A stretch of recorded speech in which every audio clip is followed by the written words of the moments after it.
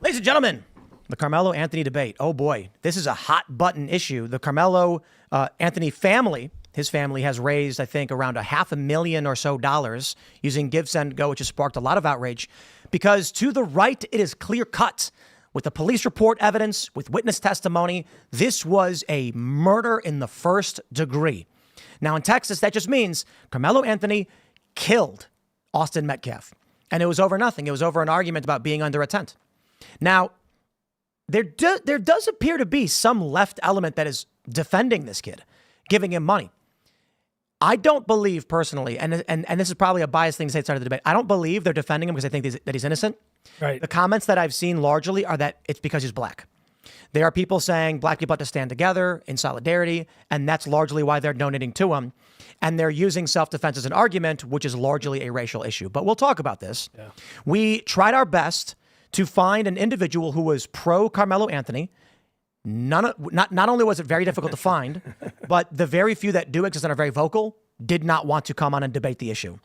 And I think it's kind of I was going to be here. I think it's kind of obvious why. But we do have a lot to discuss on this issue. And it's not just about Karmelo Anthony. We're going to talk about Ahmaud Arbery, the McMichaels, general self-defense, why this case is so clear-cut, why people feel the way they do. And so let's go around and everyone can just introduce yourself. There you go. Sure. I'm attorney Andrew Branca for the law of self-defense. I'm an attorney who has an expertise in use of force law, defense of yourself, your family, your property. Been doing that for 34 years now, actually. And I was just in Dulles a couple of weeks ago. I just got admitted to the Supreme Court bar. Oh, wow. Very cool. So, yeah, I mean, you would know, right? Every comment I hear on this, there are some people on the right that are very, very, very extreme on the circumstances. Right. And there are people who are still like, it was murder, but you guys are crazy. And I see everybody referring to your reporting and your work on this as you wrote the book on self-defense. Quite literally, yeah. So, sir, who are you? I'm Rich. Hi. I'm a detective for the City of Buffalo Special Victims Unit. I'm also a YouTuber. Go by Angry Cops. And I give my point of view on military and police-related incidents that happen in the zeitgeist of, every day-to-day stuff. And you're actively a detective. I am currently a Special Victims Unit detective in the City of Buffalo. And they let you do podcasts and YouTube videos? I almost got fired a couple of times. Really? Yeah, if it wasn't a passion, I probably would have stopped and I'd be just a normal guy working the beat. We got a lot to talk about with you because rarely, with all the reporting I've done, cops don't talk because they're not supposed to. But to get the actual perspective of someone who's currently doing the work is going to be invaluable. And then Give, Send, Go is here. Yeah. Jacob Wells, co-founder of GiveSendGo.com, 10-year anniversary this year. And we are right in the crosshairs of this campaign. So, all right. Well, let's get started. We'll start with Andrew Branca, Esquire. What happened and why is this murder? Well, based on the evidence we have so far, of course, new evidence can arise and new evidence can change the legal analysis. But I see a lot of vulnerabilities on this claim of self-defense, on the facts and evidence, most of which are coming from, of course, the police report. I guess we'll be stepping through that probably. We have it. Yeah, we have it. Another. I mean, we can bounce through it as you talk about your thoughts on the matter. Yeah, I think to the extent we agree with what's in there, I don't think we need to go to the document unless you want to. But I do think the important things to consider for people who maybe have only heard of this in passing is that there are two versions of the events in question. One is that, so we can glean some information based on this. It was either about a thunderstorm or was raining. The tent in question, it's important to clarify, it's a pop-up gazebo, not an enclosed space. The two versions of the events in the police report are that they're relatively similar. This is, I believe, Officer Wetzel. He was told by one of the witnesses that Karmelo Anthony went into this pop-up, sat down, Austin approached him and told him to leave, to which he responded, he grabbed his bag, reached in and said, "Touch me and see what happens." They then say that Austin proceeded to touch Anthony, and then Anthony told Austin to punch him and see what happens. A short time later, Austin grabbed Anthony to tell him to move. Anthony pulled out what redacted recalled as a black knife and stabbed Austin once in the chest and ran away. Austin began grabbing his chest and telling everyone to get help. Redacted advised he did not know Anthony's name, but stated another Memorial Track member who goes by the initials E and P was friends with Anthony and could identify Anthony. Redacted described Anthony as a black male, skinny with possibly a goatee, short puffy hair, wearing Centennial High School clothing. And that concluded his contact. Another officer, I don't know how much detail we need to go in on the second one because it's relatively similar. But the second witness account was that Karmelo Anthony was actually pacing back and forth beneath the tent. So that's an important addition to the claim because it implies, I think it implies he had the ability to flee at any moment. So the argument that there was a threat of death upon him was that if he's pacing back and forth, according to one of the witnesses, he could have paced well out of the way of any harm. But that's in this. Even without that, of course, the challenge to him was leave. So he was being given the opportunity to leave. That's the second account. The second account doesn't mention the punch me and see what happens, just the touch me and see what happens, and it added that he was pacing back and forth. So what would, give us what you need in Texas for something to be self-defense? You need to have a reasonable perception that you're facing an imminent, unlawful threat of deadly force harm, and you need not to have provoked that conflict. But interestingly, too, Texas doesn't require you to flee at all. Well, there's a catch there. So Texas is a stand your ground state. In fact, it's what I call a hard stand your ground state. If you qualify for stand your ground, the jury's not even allowed to consider the possibility that you could have retreated in evaluating whether your self-defense was reasonable.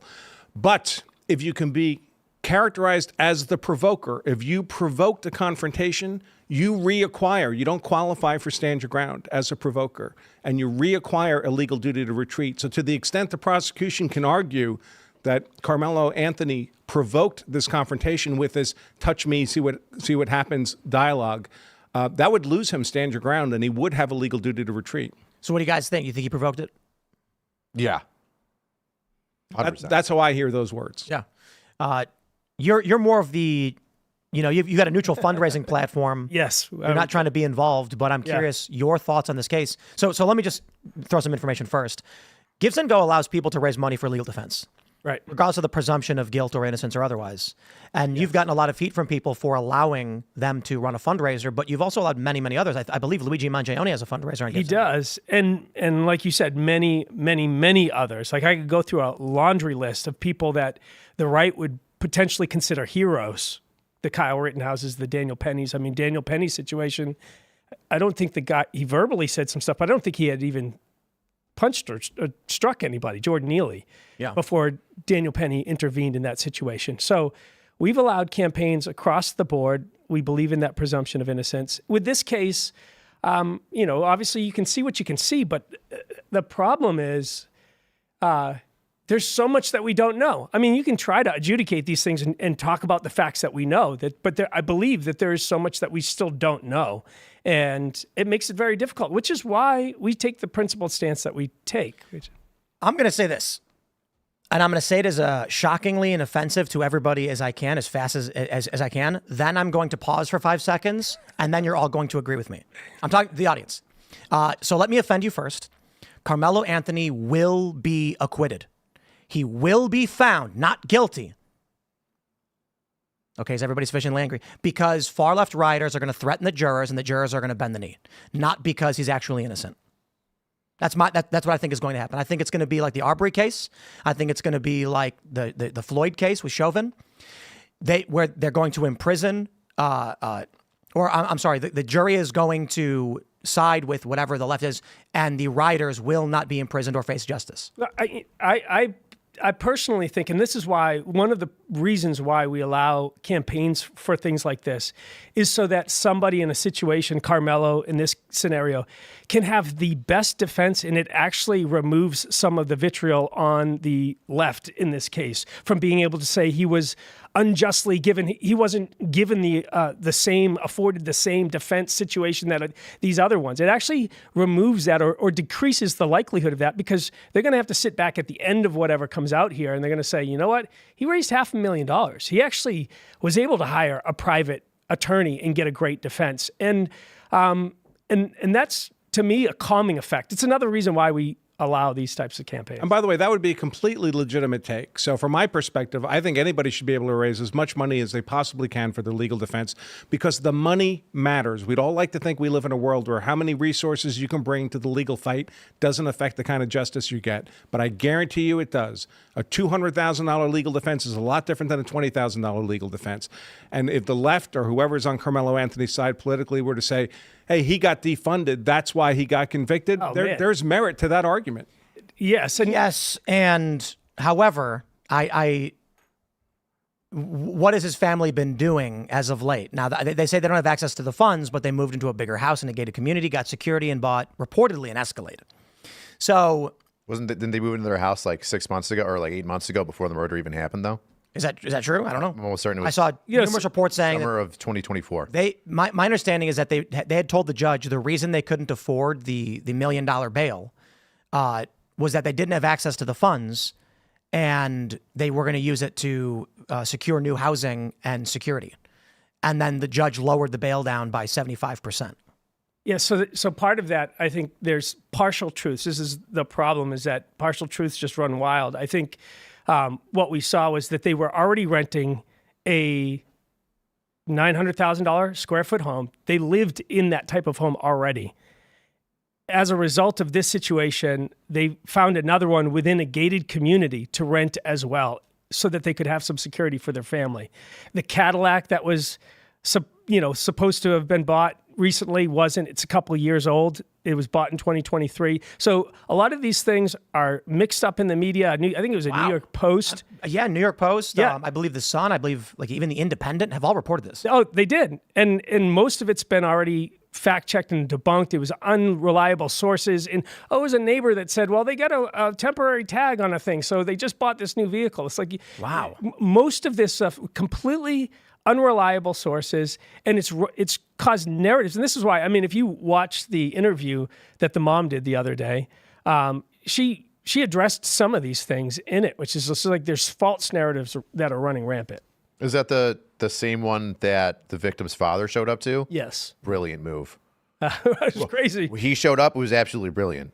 I think it kind of shows the circumstance of, people coming after the family and saying like, well, he had no duty to retreat. He could have sat there the entire time. This guy was getting accosted because he sat underneath the tent.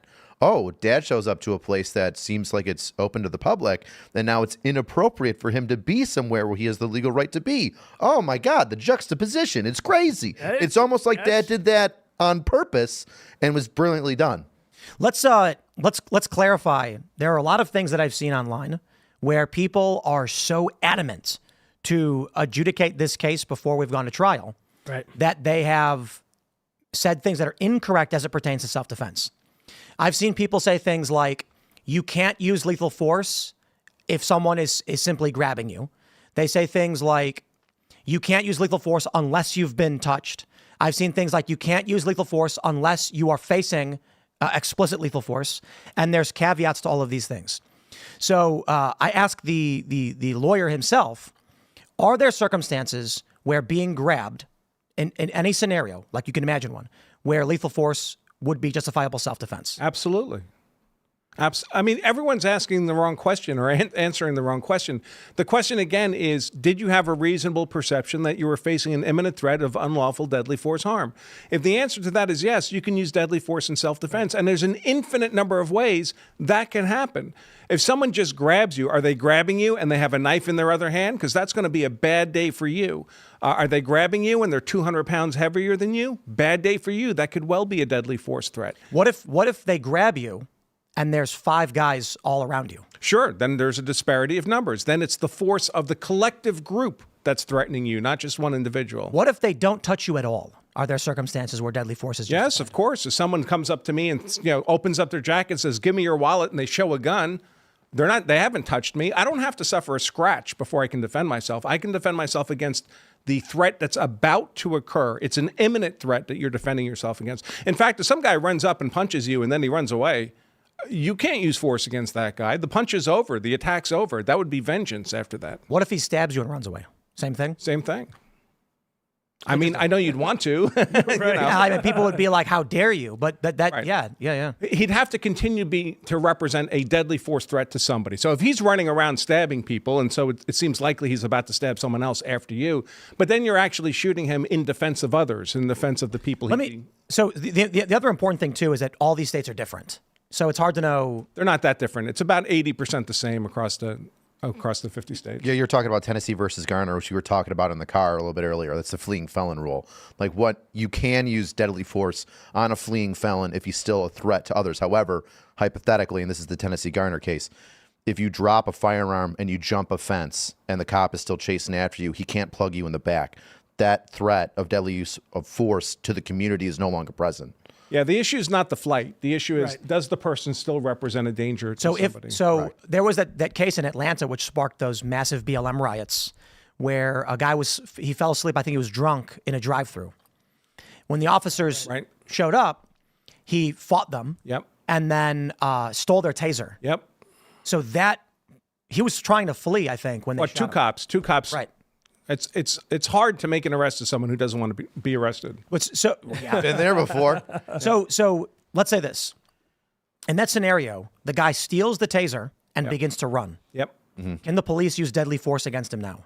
If he had just continued running, probably not. But he turned and pointed his taser back at the officer. And I know we think of tasers, and I'll defer to the officer here if he disagrees with what I'm saying. We think of tasers as a non-deadly force weapon because we think of it as being used in a defensive capacity. And when it's used in that way, it is non-deadly force. But a defensive use of a taser or pepper spray, for example, is very different than an offensive use. An offensive use, you're trying to debilitate your victim, presumably not to stop as you would in self-defense, but to continue to use force or predate on them in some way. So being debilitated, no longer able to defend yourself, to my mind, it's no different than getting hit in the head with a baton and getting knocked unconscious. You're helpless now. So an offensive use of these weapons to debilitate someone, I would characterize as deadly force, meaning force likely to cause death or serious bodily injury. So let's go to the Karmelo Anthony debate as it is. As described, we have you're an officer, so I'm or detective. So I'm curious. At ease, gentlemen. At ease. These police reports, how substantive are they in court, or does this not get used? Like, you will need the statement from the officer and the witness. Yes, I'm actually really surprised that they put all this information up. For my city, these statements by these officers, it's called a P73. It's basically saying, hey, listen, you were involved in a homicide. You showed up. I need you to write this. And that goes directly to the homicide detective. It's not shared with the public. This being shared with the public is huge. I mean, the transparency is amazing. And also the work that these officers did is amazing. I think it's a risk. How so? Could this not prejudice a jury and be used by the defense to argue that information? So they released only select witness statements, despite the fact that you've got this list of witnesses. 1, 2, 3, 4, 5, 6, 7, 8, 9, 10, 11, 12, 13, 14, 15, 16, 17, 18, 19, 20, 21, 22, 23, 24, 25, 26, 27, 28, 29, 30, 31, 31 witnesses. And they've released statements of like 3 in these reports. Yeah, it's a double-edged sword. Like, 1, you get transparency, but 2, you get everybody on the internet trying to make their own ideas of what's going on and what the police are hiding. My department, those statements are held tight. You don't get a look at that because of all the crap that can come up from it. Double-edged sword. Well, but all those statements would be used in court. And yet the only way to address that is in voir dire, is in jury selection. And when the jurors are instructed, the judge will instruct the jurors, you are only allowed to come to a verdict based on the evidence, the testimony, the law you get in. I know. And we also live in a world where there are no, the jury's supposed to come in like a blank sheet of paper, knowing nothing about the case at all. That's the ideal.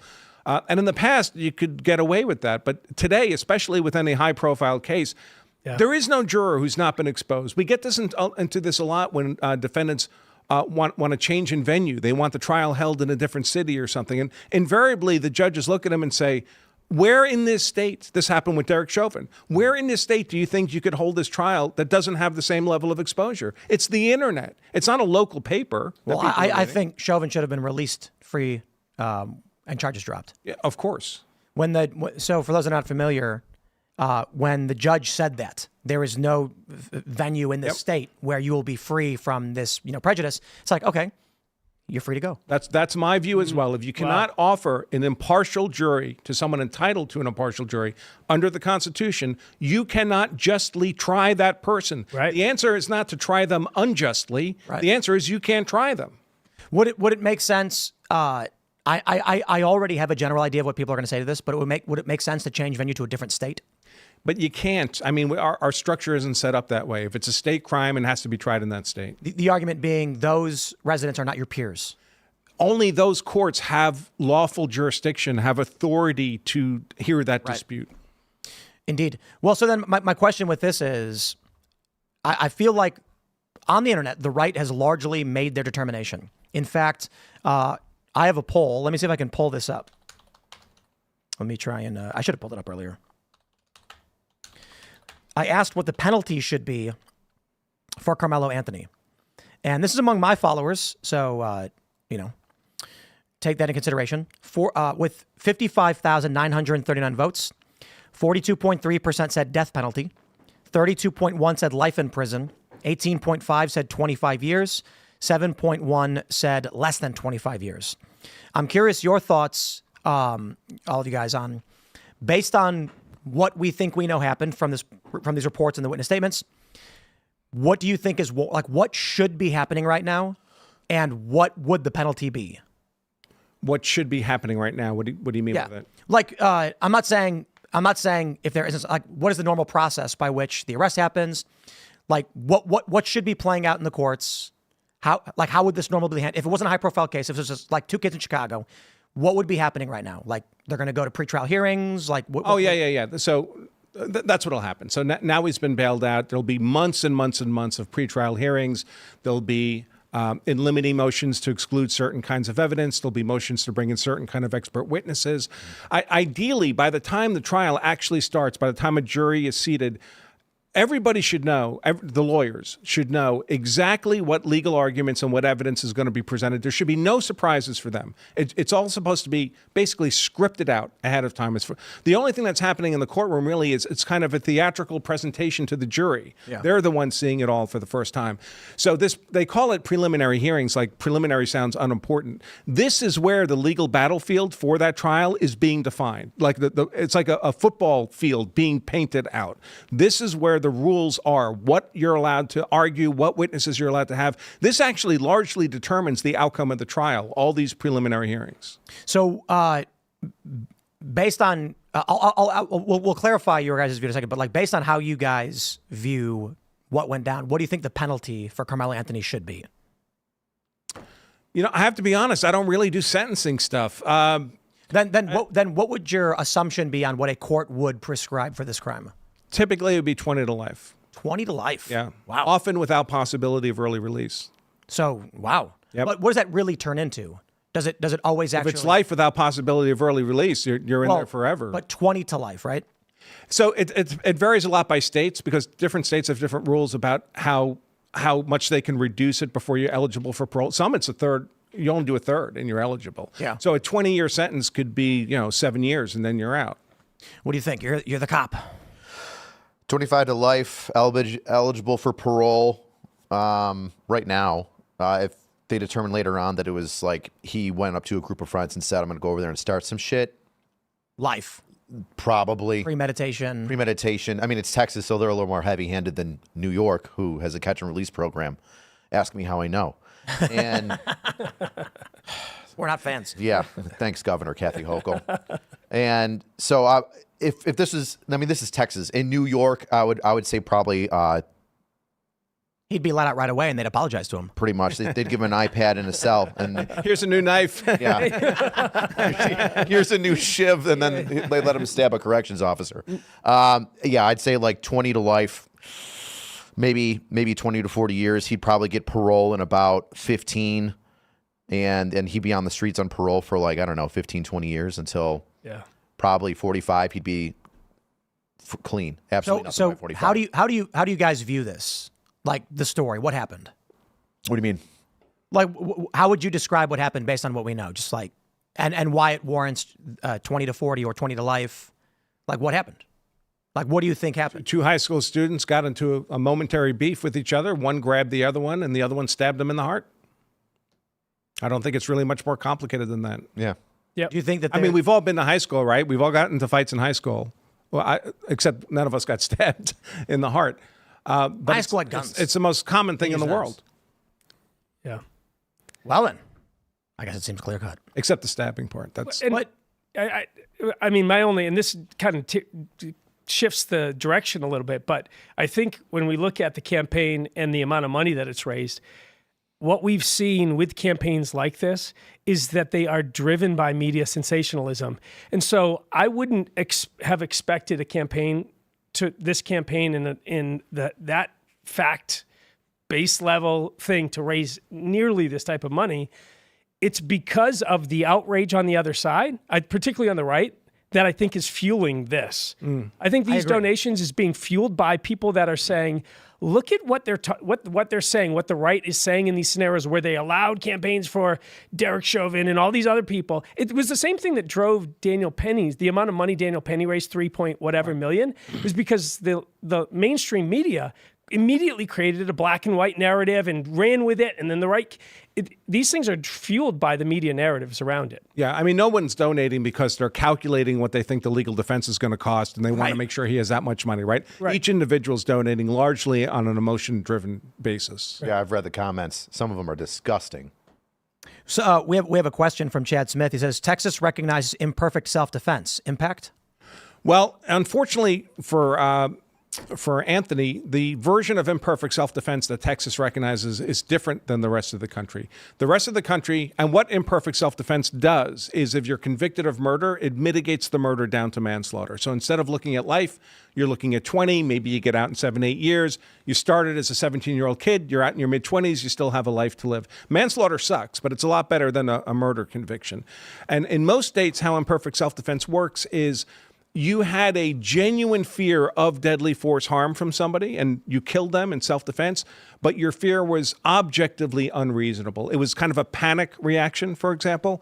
That can't qualify as perfect self-defense and get you an acquittal because perfect self-defense has to be reasonable, but it can mitigate murder down to manslaughter. So let's say there's like an old white guy and he's like seriously like 75. I think we just had a case like this where an old white guy, a young black gentleman came up to his door. That's what I was going to ask. Yep. He got into a car accident and he jogged up to the door to ask for help and he was injured and the old man feared this, panicked, think he was going to be robbed or whatever and shot the guy. Yep. Through the door, wasn't it? I think it was through the door. Well, in the case I'm thinking of, the young black man thought he was at someone's house to pick up his brother. Oh, that was a different one. Right. That one. That guy shot through the door. Yeah, but that kid, like, the report for that is that he knocked on the door. Yeah. I kind of think he probably opened the door, thinking like he definitely had his hand. He had his hand on the handle. Yeah. So how would that? So let's do that story because the one where the guy runs into the house that was really sad. He got into a car accident. Yeah. He was injured and he was jogging up to the house to get help because he needed to call somebody and they panicked and shot him or something like that. In that story that you mentioned where he went to the wrong house, how did that one play out? The old man took a plea, and then before he could be sentenced on the plea, he died. Oh, wow. Yeah. Justice. Cold bitch. Oh my gosh. He just died of old age. But that would be a classic case where the jury could believe, all right, this old guy, he legitimately had a fear of death from this young black man trying to get into his house, apparently. But that fear was objectively unreasonable. He should not, a hypothetical reasonable and prudent person would not have had that fear. Do y'all have any fears that with the selective release of information, the right could be being misled on what happened with the Karmelo Anthony case? Everybody's misled in all these cases. It's disinformation all day, especially from the media. Everything the media says about any of these high-profile cases has to be presumed to be misinformation, to be false, to be lies, until proven otherwise. Right. The only thing that counts is the actual evidence, not how it's recounted or how someone describes it, the actual evidence. So my concern is the adamant nature on the right that this is as we believe it to be.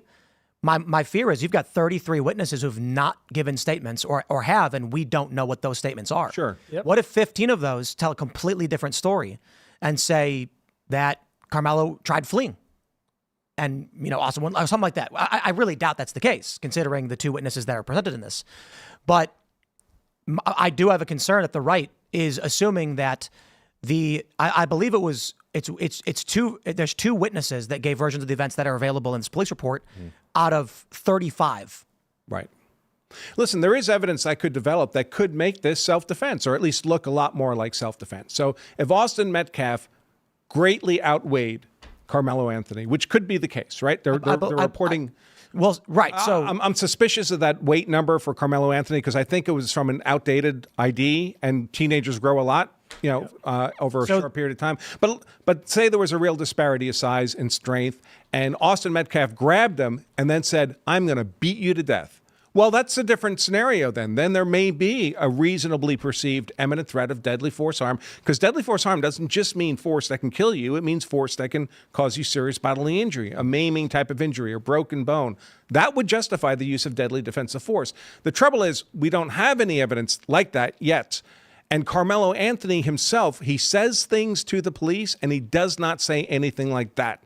He doesn't say he was in fear for his life. He doesn't recite any facts that would reasonably be perceived as a deadly force threat from Austin Metcalf. I think the quote from Officer Eduardo was, he touched me, he grabbed me. The first thing he said was, quote, "I was protecting myself." The next thing he said was, quote, "He put his hands on me." The next thing he said was, "I'm not alleged, I did it." Mm-hmm. The next thing he says after that is, quote, "He put his hands on me, I told him not to."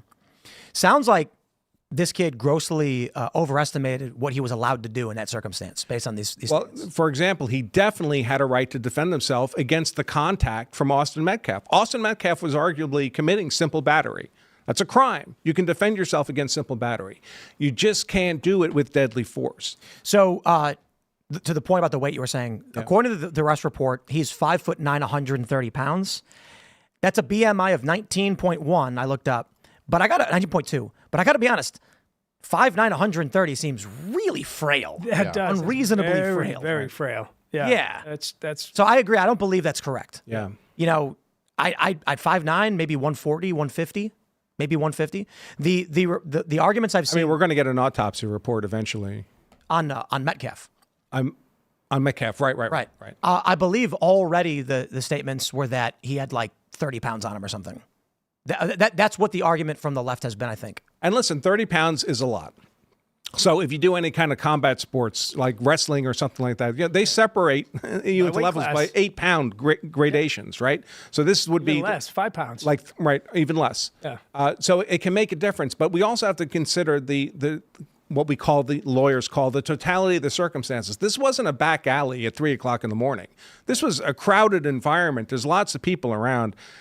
It's hard to believe they're all going to stand there and watch Austin Metcalf beat Karmelo Anthony to death in front of them. I mean, this is not going to end up being a sustained beating. Yeah. Well, I think, Tim, to what you were saying earlier about the right's reaction to this, I think it points to this element that's running through society on both sides. I particularly because I thought, I lean to the right, I'm conservative, that these are some of my values in the campaigns and the support that we had, that the right was just as principled as the left. And what we've seen is the moment that the tables turn, all of a sudden, the same principles of free speech, of presumption of innocence that they championed loudly for these other cases, they've thrown out the window. Literally, just like, nope, I don't care about those things. It's fascinating to me. And it's just like this narcissism, this pride that's developed within our culture because we do have a phone and we think we have all the information at our fingertips. It's unfortunate. I think it goes to deeper issues within our society, but it's amazing to see it just as strong on the right as it was on the left and is on the left. So actually the left is arguing, and I do not believe this is correct, that Austin Metcalf was 6'1" and 225 pounds. And that is, I'm going to go ahead and say absolutely false. I've seen nothing to corroborate any of that, but that's the viral claim all over the internet. Newsweek says that his profile lists him as 6 foot. Really? Newsweek is reporting he was 6 foot 225. He looks big in the picture. He looks like a heavy set kid. Okay. Okay. Newsweek says this. Newsweek says Metcalf was listed on the Frisco Memorial High School huddle. He was listed on huddle as 6 feet 225. I thought he was 5'9", 160. That's what I had been seeing. Newsweek says he was 6 foot 225. Regardless of what's true, certainly the more there is a disparity of size and the weight and power, the more favorable it's going to be for Karmelo Anthony. Mm-hmm. Yeah. Did you guys know that that's what was reported? I did not know this. No. Do you think that plays a role? It plays a role, sure. It's going to. Does it change your view in any way? No. I just don't see it. Again, if this was an alley at 3 o'clock in the morning and there's no bystanders and you're worried about suffering a sustained beating by someone who outweighs you by 50 pounds, yeah, I could imagine that being a realistic threat. Not a track meet surrounded by 500 track meet people with families and fathers and mothers. And again, they're not going to stand there and watch a beating to the death happen in front of them. If not mistaken, I think there's a bunch of coaches. I mean, there's like 3 videos that they've collected already. Right. Yeah, there's apparently there's more than that. A school track meet with high schoolers and their phones. Yeah, probably live streamed it. Yeah. Yeah. Interesting. Yeah, and they did grab everybody's phone. The police did. That's in the police report. Well, they're definitely. This is what the defense is going to do. Yeah, this is what they have to do. Again, they have to craft an answer to that question. Was our client reasonably perceiving an unlawful imminent threat of death or serious bodily injury? The answer to that has to be yes in some form. So they have to take the evidence and they have to, like Lego blocks, and they have to build it into a narrative of innocence consistent with self-defense. I will point out, it's not their job to prove self-defense. It's the job of the prosecution to disprove self-defense beyond any reasonable doubt. So the defense doesn't have to show to the jury, hey, we have 80% evidence it was self-defense, or even 50%, or even 30%. They just have to say, listen, there's a reasonable doubt this could have been self-defense, and that's supposed to be an acquittal. Having just learned that, again, what I had read before was that he was 5'9", 160. And I was like, oh, he's a high school athlete, so he's got some muscle on him, and this kid's not, or whatever. 6 foot, I'm imagining a scenario where he's sitting under a tent, this big guy comes up, and he thinks he's going to be justified in the event dude tries to touch him to use lethal force because of the disparity in size. And he could be right. If there's a sufficient disparity of size.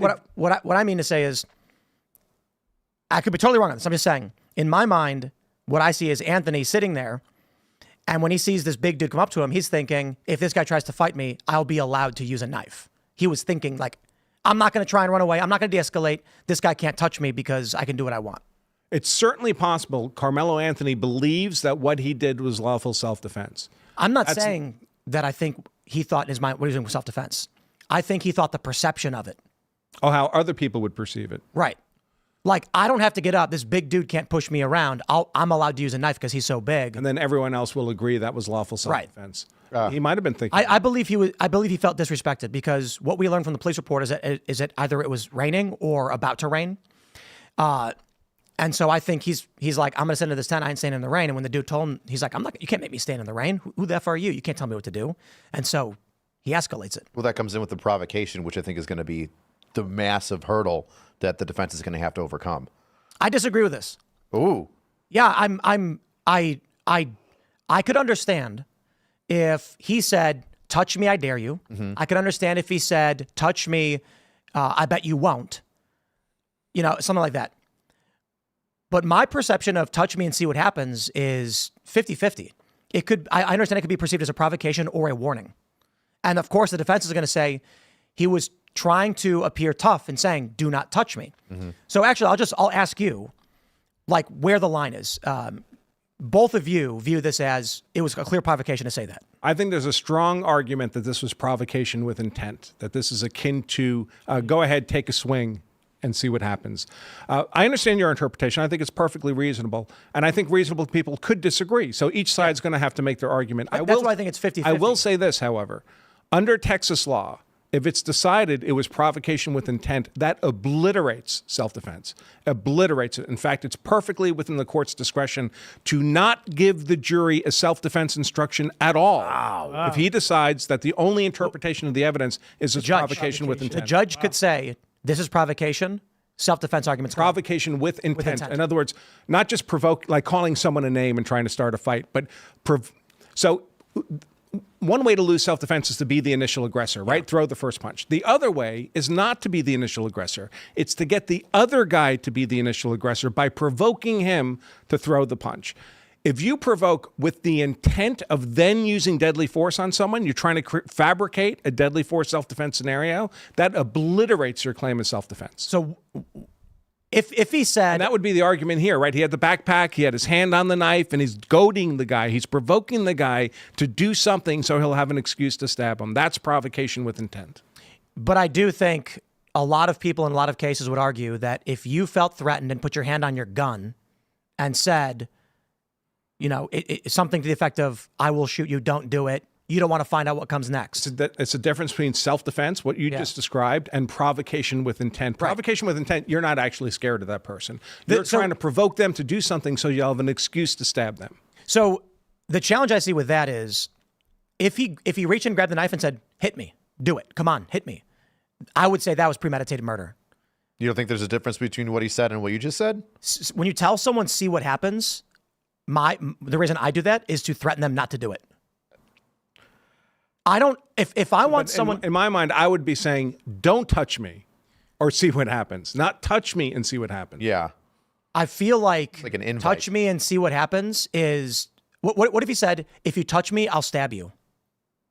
I still think that's different than telling someone, I know. touch me. I'm asking, like, let's say he clarified his intention. He said, if you put a hand on me, I will stab you. To me, that's just a defensive statement. I'm prepared to defend myself. If you do this thing, if you cross this line, I'm prepared to use defensive force.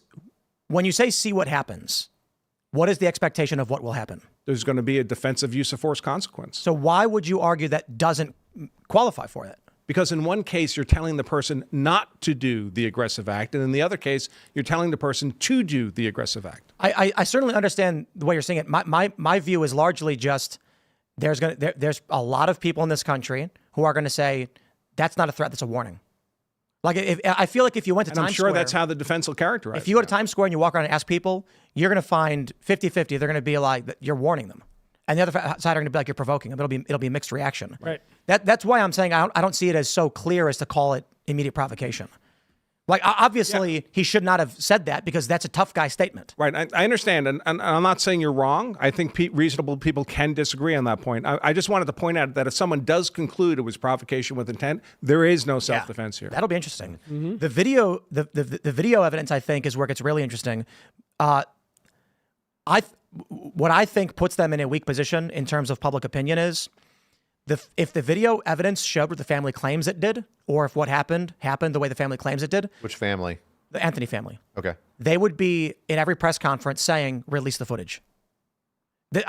Coming from my experience with all the BLM stuff and all the riots, if they genuinely believed that this would show a bully attacking their son, they would say, you all know what happened, release the footage. The Karmelo family. Yes. Well, they haven't seen the video either, almost certainly. So my point is... They would have talked to their son. Yes.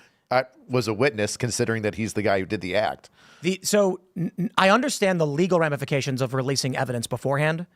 And I understand that there are circumstances where what seen could be interpreted as positive or negative, or it could be viewed as largely positive or largely negative.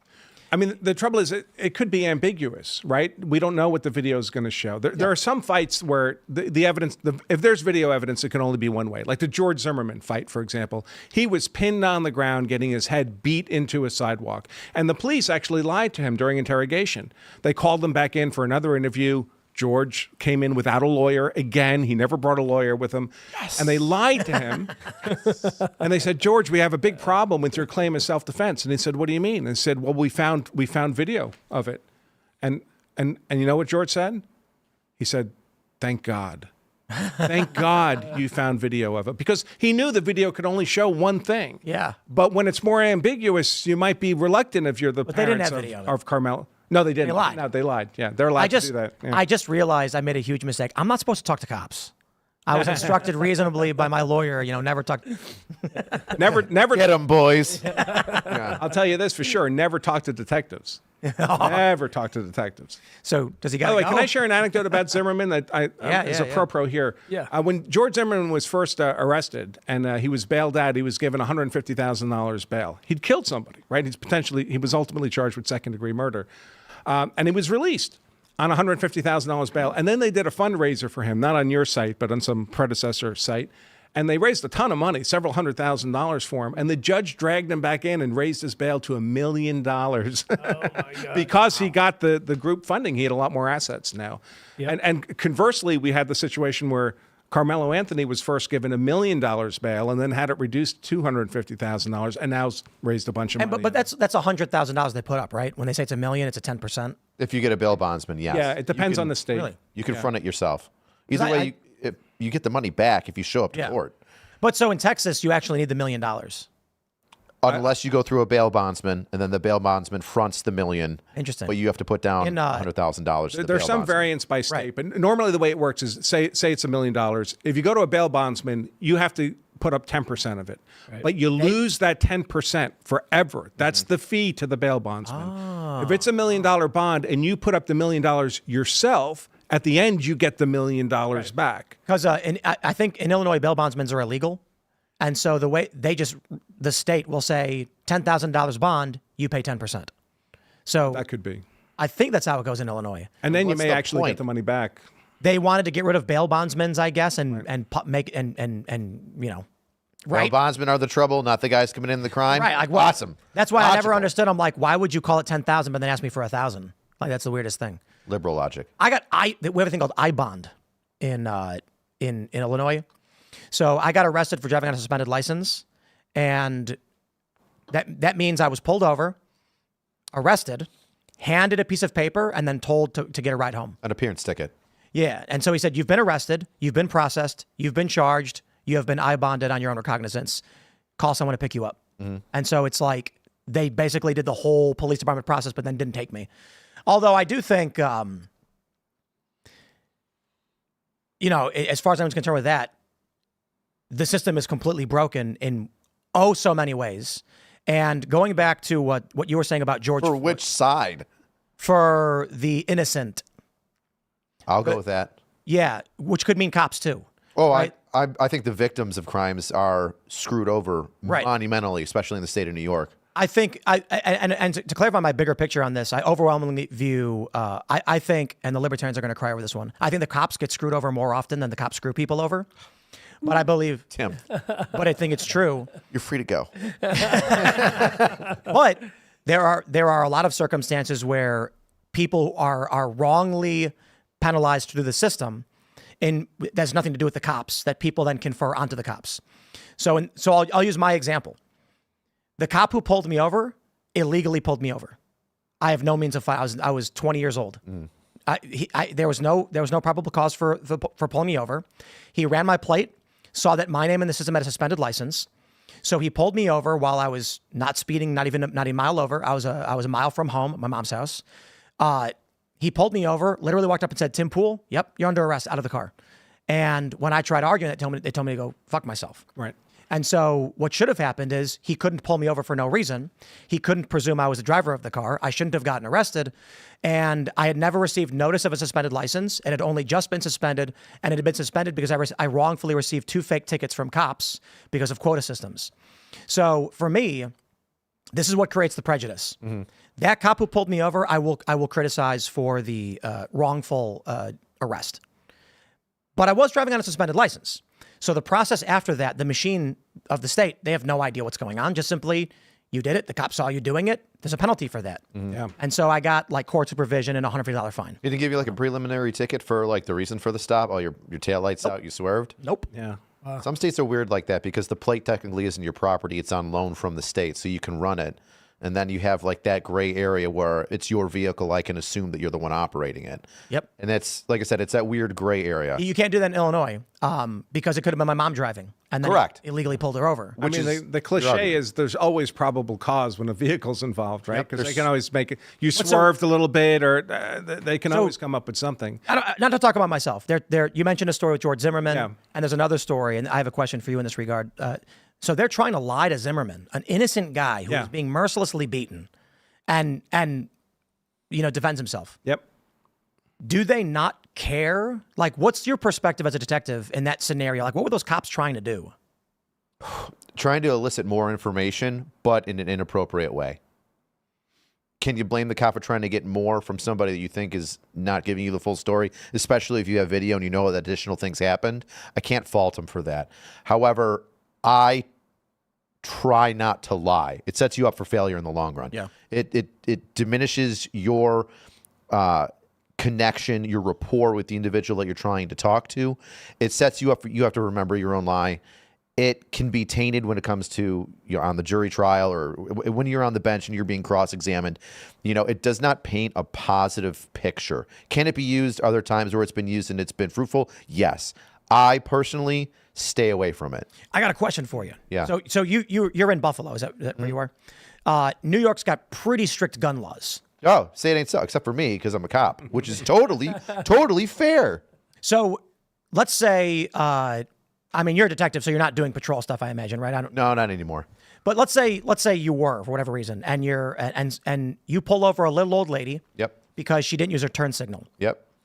She's 67 years old, and you walk up and you say, I imagine, what do you say? Like, do you know why I pulled you over, or what do you say? Roll the window down or something? Hey, how you doing? How you doing? Hi. You know why I stopped you?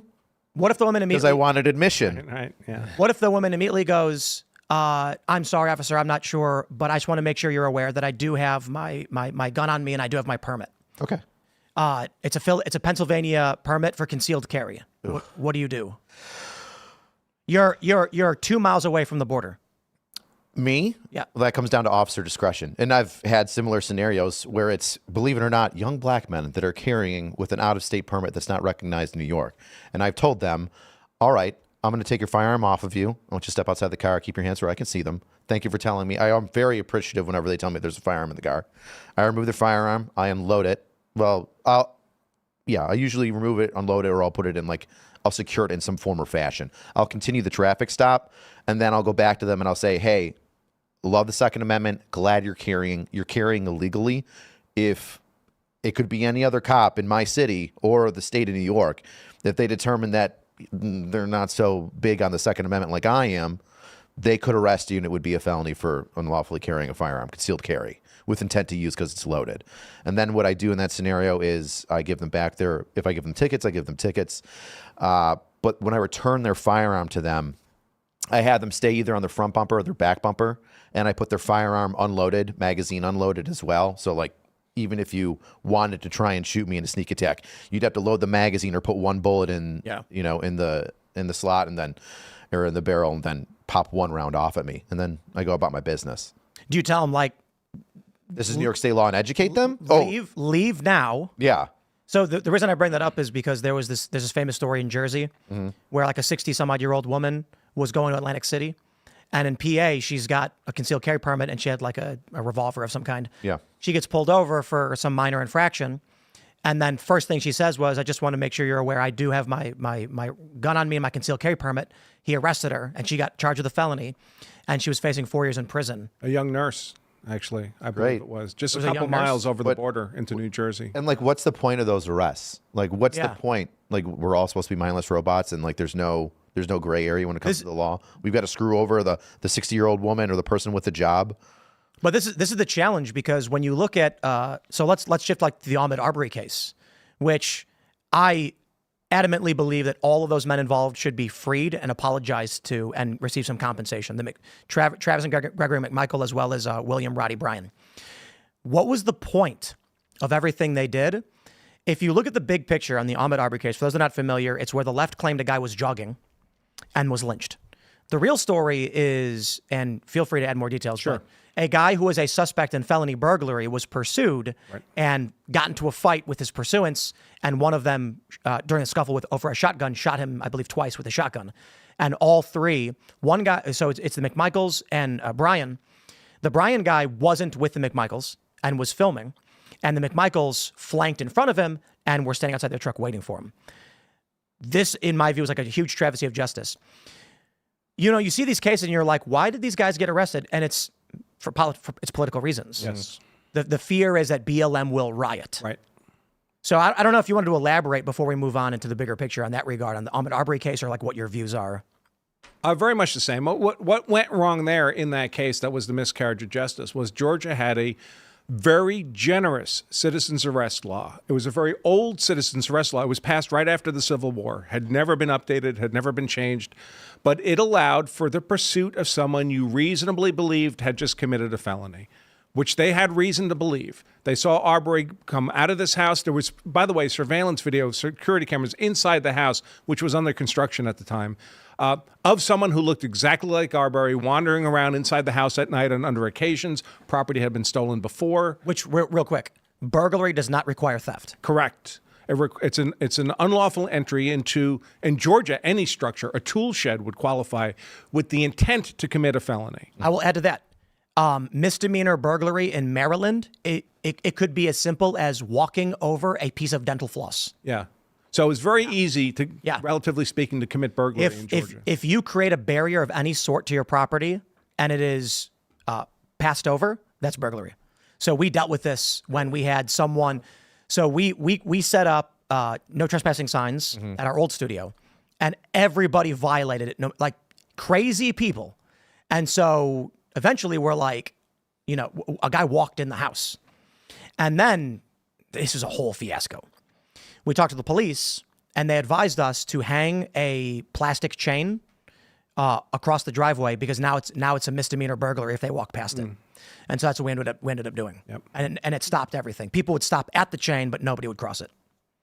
Crazy. So in Arbery, the citizen's arrest statute, there was some ambiguity to it. It was a little unclear. It could go one way or the other. And there's a legal doctrine called the doctrine of lenity, meaning if there's ambiguity in a statute, it's to be interpreted in favor of the defendant, not in favor of the state. The state wrote the statute. They could have written it without the ambiguity. That's on them. And so to the extent there was ambiguity in the citizen's arrest statute, the judge should have told the jury they're obliged to interpret the statute favorably to the defendant under the doctrine of lenity. Instead, and the defense asked the judge to do that. And the judge said, no, I'm just going to let the jury decide what that statute means. And that's not the role of the jury. The jury is the finder of fact. They determine which facts they deem to have been proven or not proven. The judge determines what the law is. And when the judge didn't do that, the judge didn't do his job. And if you're asking a jury of lay people to do a legal interpretation of a 150-year-old statute, that cannot be justice. Now, maybe if the judge had given the correct instruction, they would have gotten convicted anyway. But because he didn't, I cannot have any confidence that those convictions are legitimate. And by the way, when we think of the criminal justice system, and feel free to disagree if you like, Detective, but we have to keep in mind, look at those three words, criminal justice system. The first thing it is a system. That's the most controlling word. It's a machine for the adjudication of criminal law. And the second most powerful word is criminal. It's optimized for dealing with criminals. It does not do well with people who are not criminals. So this is interesting. Here's what happened. Here's the law. The Georgia citizen's arrest law. A private person may arrest an offender if the offense is committed in his presence or within his immediate knowledge. If the offense is a felony and the offender is escaping or attempting to escape, a private person may arrest him upon reasonable and probable grounds of suspicion. And so the issue at hand was, is this a single declaration of what you must do or two separate? Right. So what the prosecutors argued is, a private person may arrest an offender if the offense is committed within his presence or within his immediate knowledge. If the offense is a felony and the offender is escaping or attempting to escape, they may arrest him on probable grounds of suspicion only if it happened in their presence or with their knowledge, immediate knowledge. That was the ambiguity. And so because there's another way to interpret that, right? The first way is that the first half of that is like for a misdemeanor offense, before we're going to let you interfere with someone over a misdemeanor, it had to have happened in your presence, right? But if you have reason to believe they committed a felony, we're not going to require that and we'll allow for pursuit. Yes. And I think any reasonable person knows the first sentence and the second sentence are separate. You may arrest an offender if they've committed if the offender, a person may arrest an offender if the offense is committed in his presence with his immediate knowledge. However, if the offense is a felony and the offender is escaping, both, right, you need only reasonable suspicion. And the reason that makes sense is if you're standing in a shopping mall and a guy runs past you with a gun running full speed, and then you hear someone yell like, "Oh my God, he's been shot." you are allowed to stop that person. But Georgia removed that. And they said, no, it's all one. I believe the judge told the jury, you figure it out. That's exactly what happened. And the jury was like, okay, I got it. So there's two interpretations there, and the judge could have picked one or he could have picked the other, and that would have been within his privilege to do that, and then that could have been appealed. But instead of doing his job and drawing a line in the sand and picking one or the other and telling the jury what the law meant, he just let the jury decide what the law meant. And that's simply injustice. Indeed.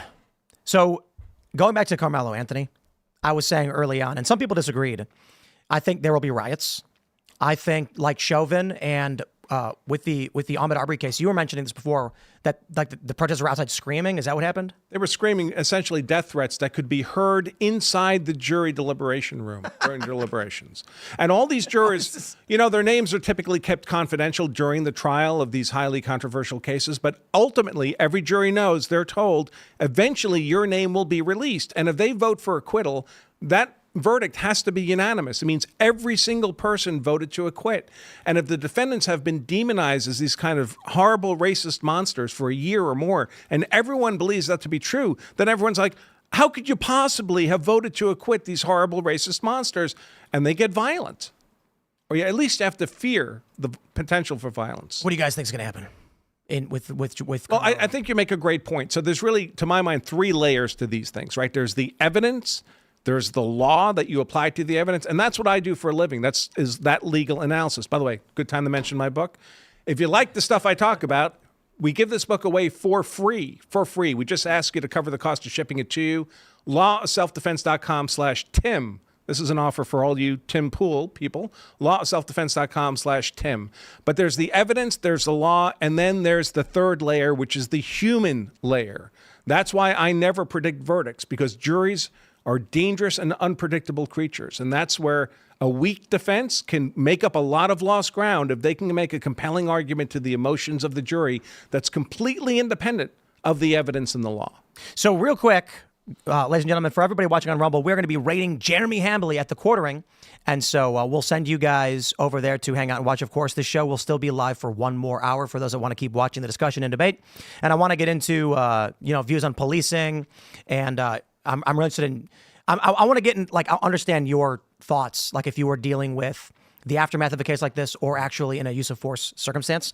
But make sure you smash that like button, share the show, subscribe to the channel, and let me initiate that raid for our good friend Jeremy over the quartering, and then we'll continue here. So the first thing is I was mentioning before that I often think police are wrongly, I don't want to say persecuted, but wrongly, largely inconvenienced and mistrusted on a lot of issues. And I refer to this as the scaling problem. If you have 100 police interactions in a city, just 100, and in that one guy dies under debated circumstances, it's a contentious issue and it will be debated, but people largely move on and nobody blames the police. That's 1% death rate in police interactions. If you have 300 million police interactions and 9 people die in a year, those 9 stories turn into national endeavors, which creates an entire movement. Yes. But that is a microscopic percentage of failure. So the more a system grows, the less tolerance there is for failure. So what I think we end up seeing is police are being overly constrained because of fears that, once again, if in this country you only had 100 police officers, one for every big city of a certain size, and only one person had died, well, one person died. It's just one person. But when you get 9 deaths in 1 year, it becomes a pandemic of racist violence, because now you have every month almost a new story emerging in the press, and then people are on social media and that's all they see. And when this was going down, I think the head of the police union in New York said, we have 300 or so million interactions and they're overwhelmingly fine. I mean, some people get mad that they got a ticket, but nobody's acting like the cops murdering you. Right. So this becomes a narrative, right? It becomes, oh my God, the police are killing a young black man every month or every week or whatever. It was 9. Like it's a deliberate, malicious process that's happening. Right. So that being said, there certainly are instances of bad cops doing bad things. There was a cop, I think it was like South Carolina, where he did shoot a man in the back who was fleeing on foot. It was not a threat. Oh yeah, the fat cop. Yeah. Yeah, don't be the fat cop. He didn't want to run. The first thing I'm thinking is, you know, as a detective, you get called to an instance like what happened with Karmelo Anthony. What are you thinking? What do you do? Like, how do you handle that situation? You got to rely heavily on your the lieutenant that's in charge of the shift or sergeant, whatever, and you have to dictate a lot of, or not dictate. What's it called? Where you're like the head. Disperse. No. I'm blanking on the word. Whatever. Where you have to like have patrol take care of different things because you've only got so many hands and eyes. Dispatch? Delegate. Thank you. Big words. Hard for Army guy. You know. There you go. You know, if I wanted to read, I would have joined the Air Force. So when you really have to focus on delegation. And the other thing that you have to do is immediately you have to know who the witnesses are and where they are and separate them. The importance of separating a witness is key because what you don't want is you don't want one witness talking to another witness and then changing their individual point of view. Because even if you say, well, Tim stabbed him and Tim was wearing a brown beanie, and somebody goes, well, he was wearing a black beanie. And then, well, inconsequential, right? You're wearing a fucking hat. But two people start talking. One wonders, oh, geez, which one was it? Well, what else don't I know?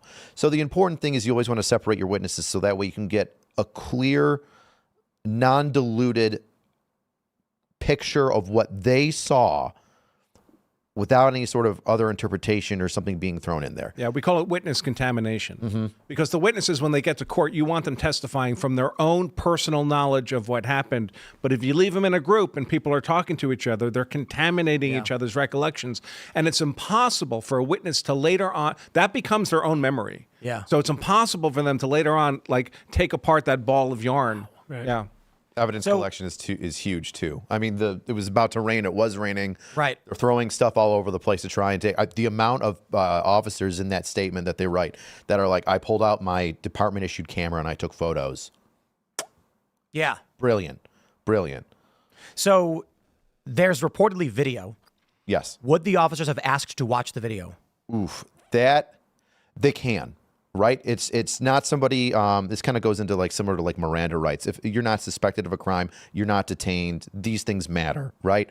But if you're somebody that says, hey, I'm a witness, I'm freely giving you my phone, I have video of it, obviously the officer can ask, and most of the time that most departments have body cams, it's recorded that, yes, I'm allowing you to look at my camera and you can view it. Now, once those officers view it and there is evidence, whether it be photo or video, that has to then be collected. So, Tim, you come up to me, I've got video. Sweet. I'm going to have to hold on to your phone for a minute until I can talk to a detective or one of our evidence collection team members. And then they're going to pull that video from your phone, get your information from it. Because a lot of this. They give you your phone back, right? Maybe not on scene. Eventually, maybe not right away. Well, You're buying a new phone. Right. This is the challenge. I mean, for a lot of people, you can't do that. Like, it's hard enough to transfer to a new phone, but if you don't have your old one, you will lose a lot of important information, images. Yeah. But so I feel like this is a deterrent. People are going to be like, I ain't saying nothing. I didn't say anything. That being said, like we use in my department, we use Axon, so I can literally send you a text message from my department phone, which I have Axon access, and you can upload the video right then and there, and I don't need to take your phone.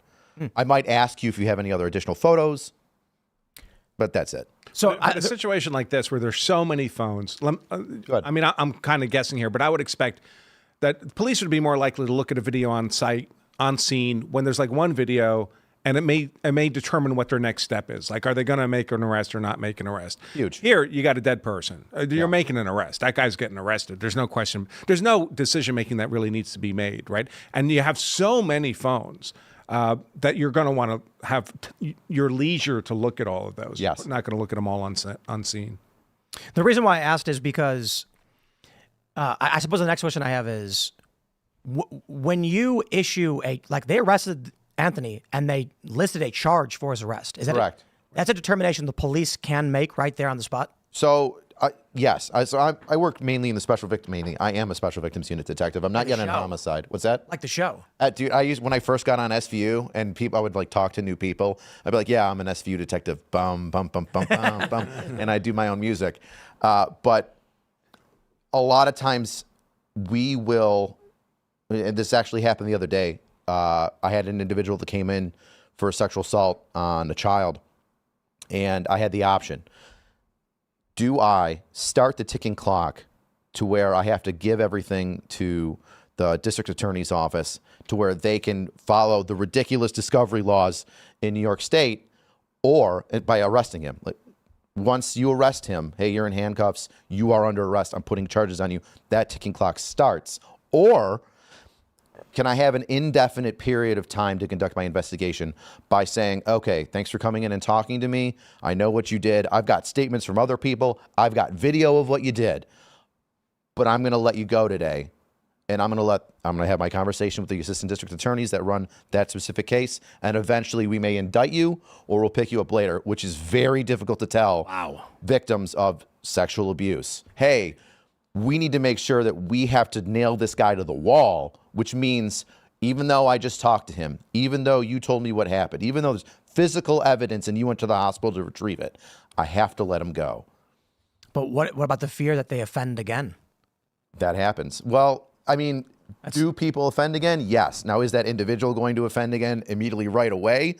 Those numbers are so extremely low. Right, because they're thinking, I'm caught, I better... Yeah, I'm screwed. So, yeah. The reason why I asked is because we had a conversation on the Anthony case, earlier in the week, and I said, based on the fact that we know that there's video and that they didn't charge him on the weapon, so I don't think it's a felony murder rule, and the presumption is, I assume these cops saw some of these people's video footage, that they decided to charge him on first-degree murder because they actually, they believe, like, this guy did it. Mm-hmm.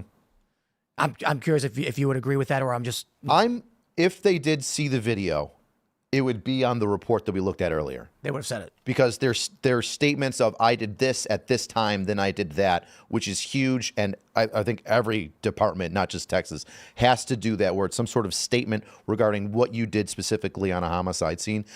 If one of them looked at a phone and said, I saw the video, that would be in the statement. Yeah. I haven't seen anything that says that yet. Right. Because I'm curious, is there a circumstance where the police charge him with first-degree murder thinking maybe it's not a first-degree murder? Were they intentionally overcharge? Yeah. Intentionally overcharging is not a good look. Intentionally undercharging is good. And you'll be able to speak to this when it comes to misdemeanors and felonies. Misdemeanors, if you don't have an eyewitness person writing down a supporting deposition or a statement, you can't arrest for a misdemeanor. Within like 5 or 6 days, the first trial will be thrown away for insufficient evidence. However, a felony in New York State, you can go with reasonable suspicion. So hearsay would be involved. You heard from him that he was sexually assaulted, and you told me that. And what you told me from his statement to you is that it was felonious, right? It was whatever it was. It was a felony. I can effect an arrest from that and then have a felony trial later on just on your hearsay, but that can't happen from a misdemeanor. So it's a probable cause standard to make the arrest? Yes. Right. So in theory, probable cause, what it's supposed to mean is someone's applying their judgment to the evidence they have before them, and it's more likely than not, it's probable that the person committed the crime. In fact, the threshold is way below that, way below that. People get arrested on much less evidence all the time. But you can think of the police charging as almost like a preliminary charge, because the moment it ends up at the DA's office, they're doing a completely independent assessment of the evidence and what they're not bound by anything the police said. It's as if the police hadn't made a charge at all. It's just the police have to charge you with something if they want to arrest you. And then the prosecutor is going to look at the evidence and come to their own assessment of whether or not they think probable cause exists for maybe a different crime, maybe the same crime, maybe a more serious crime. It's within their discretion. This is the interesting thing, right? Like, murder is obvious. Mm-hmm. There's a guy on the ground, he's dead. There's a guy standing over with a knife. The cops are like, I'm going to arrest this guy, right? It looks like murder. Well, the cops, the patrol officers there are, I'm going to detain him. An arrest isn't made until the detective states that he wants to put charges on him. Interesting. And then the official arrest is when he's booked down to whatever central booking, holding center, et cetera. So he's detained at that moment. Maybe not under arrest. I have tried explaining this to people. They don't get it. It's like leftist activists think the moment a cop stops you, you've been arrested. No, you've been detained. And they also don't know that you can be arrested but later released without being processed. Correct. If the detective or whoever's supervising says, we're not going to do this. Yes. So what was I going to say? Yes, the question I had is, one thing I never quite understood is if it's a white collar crime, how does a cop make that arrest if like a little old lady is saying that man just committed wire fraud, he just took all of my money. Like, let's say a sneaky guy goes to a woman's house, tricks her, defrauds her into transferring money from her bank to his bank account, and then he's walking away having stolen everything from her. The police show up and she's like, stop that man, he's just stole my money, through an app. You couldn't arrest him, could you? You could still detain him because you have the victim is right there and an eyewitness to the crime that had occurred. And then he just says, not a civil issue. We did a trade and she regrets it. Boom. It depends on what evidence you can Right. develop. You know, I mean, if he all was- she has is her words. Yeah. So this is where it gets weird. Welcome to my world, man. Right. Let's say he's got a purse with a stack of, 100. He has a purse? Yes. How 2025 of you? No. The woman says, that's my purse. It's got $100,000 in it. He's calmly walking. Cop arrives and he says, this is not correct. I just sold her a collector's baseball card with $100,000. She's lying. And then do they just give the purse back? Like, how would a situation like that be handled? If the accusation from the person robbing the woman it's a civil matter. Bro, you're burying me here in what ifs, right? I know. It's very difficult. Right. If I really wanted to, you're throwing this on me, and let's just say that that's all the information that I have. Like, that's it. Where I'm stuck between a rock and a hard place. Guess what I'm going to do? Nothing? Oh, no, I'm going to take that person, that money, I'm going to put it in as evidence. Wow. Hey, guess what? Nobody gets it until we figure it out, Was Yeah. it King Solomon cut the baby in half? Yeah. Yeah. Hey, That's brutal. we'll figure this out in litigation. You gave up the money. You got it. Well, whoever's money it is going to stick around the longest. Did you- And guess what? It's in a safe spot. So's the purse that's supposedly $100,000. Did you ever see the show called The Real Hustle? No. It was like a British reality show where they had former con artists explain how to rip people off. Oh, no. I saw a show where there was like a burglar in the United States and he would burglarize homes and like it was all on camera to show people how not protected their house was. Go on. One of the confidence tricks is people like to leave receipts at ATMs after taking money out. And so what they'll do is they hang out by an ATM until they see someone leave the receipt. They go and check the receipt for exactly how much money was taken. ATMs typically dish out 20s. They reverse pickpocket their wallet into the victim with their ID in it. Call the police and say, I'm following the person who just pickpocketed me and took $200 cash in my wallet. What do I do? And the police say, don't interact, wait for us. When the police arrive, they say, that's the person. The cop says, sir or ma'am, stop, we're searching you. Yeah. Pull the wallet. That's my wallet. It's got my ID in it. They open it up. Sure enough, there's the ID. Where's my $200 cash? And they say, empty your pockets. $200 cash found. You're under arrest. They give the wallet, or they keep the wallet and the cash, or they give it back. The con trick is to use the police to commit the crime for a you. muscle. Yep. That's terrifying. God, that is so. That's a hard way to First get a pick couple $1,000s or a couple $100. First, you got to take the wallet. You've already got the wallet. Why don't they just walk away with the wallet? So the idea is the con man has an empty wallet with an ID in it. You reverse pickpocket onto the victim because you know they took $200 cash out of an ATM. You tell the police, I had a wallet with $200 in it. Search them. When they do, they find the wallet with your ID in it. No money in it because he stole your wallet and put it in his. He already took the money out and put it in his And then they pocket. check his wallet and they find $200 in cash. And you can say, I told you, everything I said was true. And the victim gets arrested. Because he's an idiot. He doesn't know you get rid of the wallet as soon as you take the money out of it. Yeah, but what would a cop do in that circumstance? If you searched the guy and he had a wallet and the cash as described by the victim? We're limited by our circumstance. Yeah. It's crazy. Yeah. So Thanks, Tim. I guess we're all bad guys. Well, I'm not blaming the cops for that one. I'm saying the con artists are constantly trying to find ways to game the system. Now, I don't know how many, robbers or thugs actually would go through that process. That's a very unique process. It's a lot Right. of work. It's a con man story of the ways so it may actually be a description of how they can actually game the system to steal from people. One of the tricks they do is there's two people, a pickpocket and an individual with a self-addressed stamped envelope. They pickpocket you and victim's walking this way, they walk past you, pickpocket you, and the person behind them has an envelope, and the pickpocket immediately grabs it, puts it in the envelope, and then the person with the envelope drops it in a mailbox. The victim then says, where's my wallet? There's two guys, nobody has a wallet, nobody knows where it went. That's smart. Yeah, there's a lot of crazy stuff they do to pull off these things. So we're going way off on a tangent, but I am interested in this.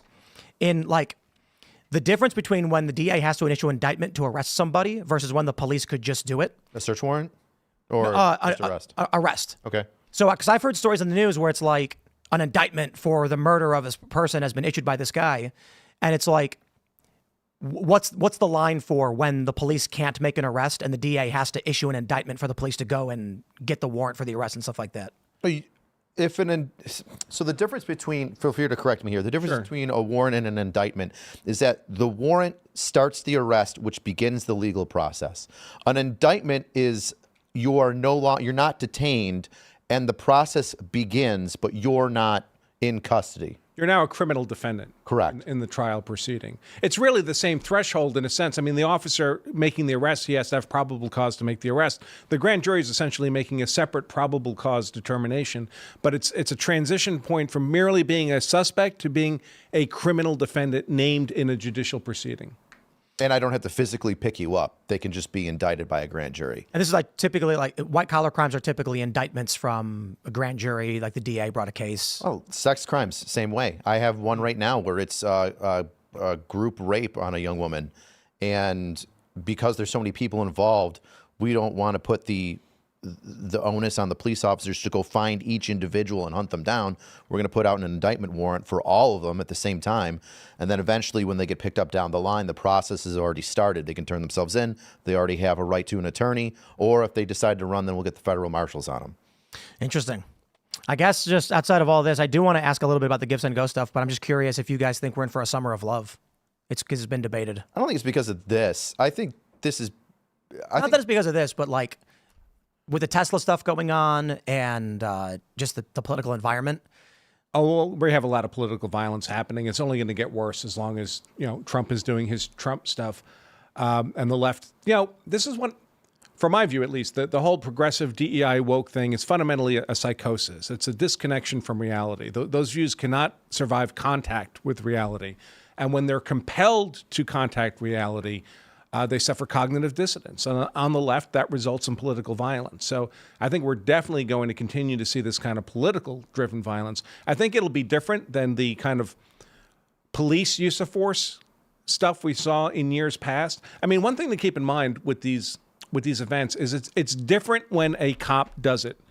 In at least one very important way. For one thing, they can call it systemic and institutionalized, but also a lot of money gets driven into police cases that don't exist with cases like Karmelo Anthony, because you can sue when it's a police officer who used the force. You immediately file a 1983 suit in federal court. It's easy money. Most of them settle. They don't actually go to trial. Mm-hmm. Guys like Benjamin Crump, he owns yachts off of this stuff. Does he really? Yep. And wow. So the moment it's an officer who used the force, as an attorney, you can go right into federal court, file a huge suit. And who decides whether or not to settle the suit? It's politicians. And politicians are not spending their own money to settle the suit. They're spending taxpayer money. And I guarantee you, politicians are always happy to spend other people's money to make their own political problems go away. So when it's a cop-involved case, it involves huge flows of money that don't exist when it's just two civilians who got in a fight. From what I was talking about, that when it comes to law enforcement, you're largely inconvenienced out of fears of public reaction. Mm. Have you felt that? Yeah. Oh, shit. I can tell you a story where I got shot at. Jeez. So I was, I was driving down the street on the east side of Buffalo with my partner, and a guy in a wheelchair came up and waved us down and said that a kid out of a group of kids had pulled a firearm on him, a pistol, and either tried to rob him or threatened him with it. And so we pull up and we see the group of kids, and then of course the one walks away from the group, and we're like, oh, there's our guy. So I go over there, talking to him with the window down. Hey, bud. Hey, what's going on? Hey, you talk to this guy in the wheelchair? No. I'm like, hey, all right, listen, no big deal. You just lift up your shirt and show me you got no weapons. He lifts up his shirt, and I see the handle of the firearm, and I'm like, oh, time to go. And I'm about to open up the door, and I look over my partner. I'm like, get ready. I open up the door. He runs. He's got the gun out in his hand, wow. And I have my gun out, and I'm about to shoot. It looks like a 15 to 18-year-old black kid in the back. Guess when this was? Hands up, don't shoot. Wow. Guess what I did? Nothing. And, yeah. In a millisecond, I was like, you're either going to shoot the black kid in the back, and it doesn't matter because I'm a white cop, or I'm going to put the gun down and I'm just going to sprint and try to tackle him. So I put the gun in my holster and I sprint to tackle him, and he goes and pops around off behind and at me and then throws the gun. And then I tackled him into a thorn bush. And he was very upset that I had tackled him into a thorn bush. I'm not joking.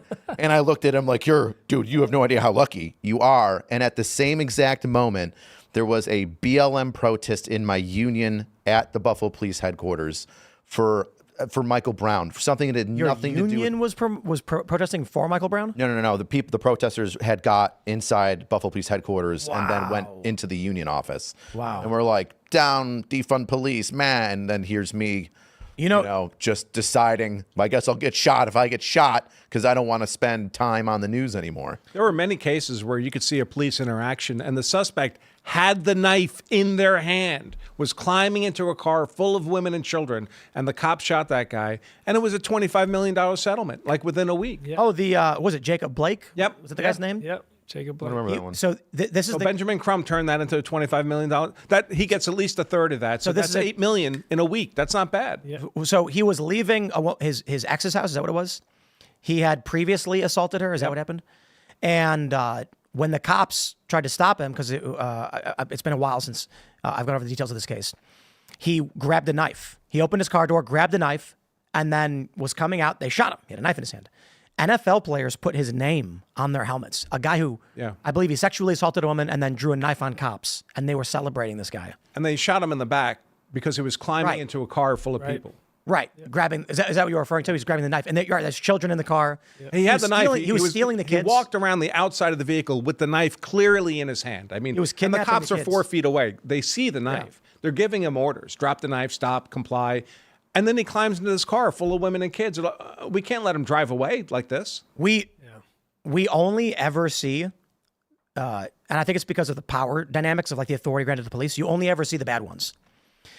Sometimes it was funny. I mean, during the Facebook police brutality era of the late 2000s, 2010s, when the only thing on Facebook was police brutality videos, sometimes you'd see videos of cops being cool. Nobody cares about those videos. I remember videos where it's like the cop plays basketball with the kids and they high five. Yeah. And, it gets 100,000 views. Conservatives are like, this is great. And then the video of the cop, shooting the guy in the back gets 50 million and gets shared every other week over and over and over and over again. Right. The algorithm trains you, doesn't it? So this is an interesting phenomenon. There was a period where literally Facebook was nothing but police brutality. And one of the most trafficked websites in the world, all it did was share police brutality videos. The people running were making millions of dollars. And so imagine a 10-year-old kid born, or, a kid born 2000. He's 10 or 12, 2012. He goes on Facebook and all he sees is an endless stream of cops being unreasonable, shooting. What do you get? A generation of young people in Gen Z who think police need to be abolished, that they're roving bands of white supremacists, Klansmen who murder black people all day. You get these videos where they ask people, how many unarmed black men do you think were killed last year? And they say 10,000. Yeah. When the number was 9 in the entire country. Yep. And that creates the perception of all cops are bad all the time. Yeah, because we don't know things from first principles, right? We know things from what we're shown. And it's effectively, everything we're being exposed to is effectively brainwashing. And if all you see is police violence, you become brainwashed into believing that's the norm. By the way, in this Karmelo Anthony stabbing case, I'd heard that in one or another of their high schools, there had been 5 murders already in the past year. Now, these are huge high schools. I think there's maybe a couple thousand students in them. But, if every couple of months someone in your school's getting murdered, it becomes like the norm. And I wonder to what extent that might have driven decision-making on the part of either of these guys. Yeah, like... the question around the knife gets brought up frequently. Why did he have it? The perception large on the right is that he was intending to kill. That's why he brought it. Was the knife illegal? Was he allowed to have it? I don't know. I see it as a self-defense tool. Like, you can have it, even if you're not supposed to have it on school grounds. You know how you get in trouble? You get caught. They didn't charge him with it, though. Is that... I don't think it's a crime. Texas has very weird weapons laws. They do have a specific statute that applies to knives with a blade more than 5.5 inches. Right. If you're in possession of that, it can be a problem, especially in particular locations like a school, and if you're under 18, which would apply here. But I don't think, generally speaking, a smaller knife, a normal size folding knife would be a problem. By the way, I'm of a certain age, but when I was in high school, I carried a buck knife every day. I mean, it was perfectly normal. Buck knife. Well, I suppose the bigger philosophical question, as we've got give, send, go here is, why do you think, if we haven't gone over it, but why do you guys think there's been such anger towards the fact that you guys have allowed the family to fundraise off of it? I understand it's a probably obvious question, everybody. I'm asking so that they can answer, not because I don't know the answer.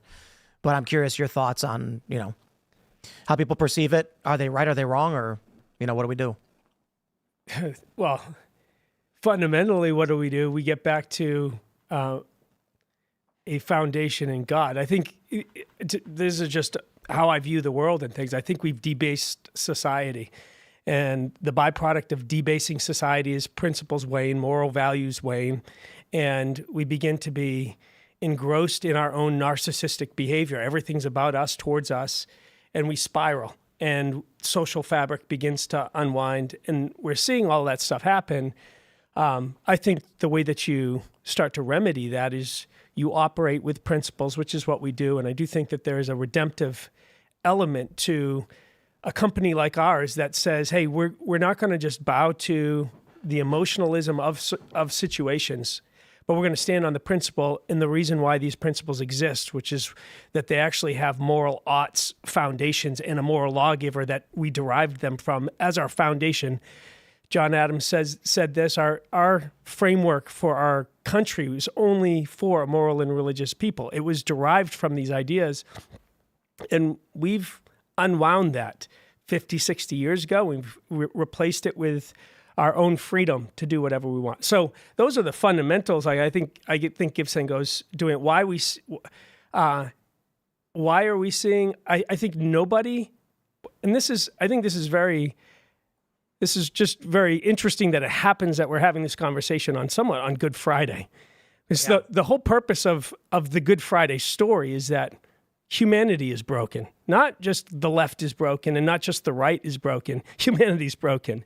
And that God in Jesus redeemed humanity, did something incredible, and that we are all without excuse. And I think that again, pride, a fundamental value to just the idea of God is humility, because it immediately says there's something beyond me. There's something, I'm not omniscient. I don't know everything. It creates a sense of humility. And when you rob society of that, when you begin to move out of that place, all of a sudden the ills of humanity start bubbling to the surface. And I think that's just what one of the arguments that I've heard, someone argued this to me. So my position on, say, free speech used to be classically liberal.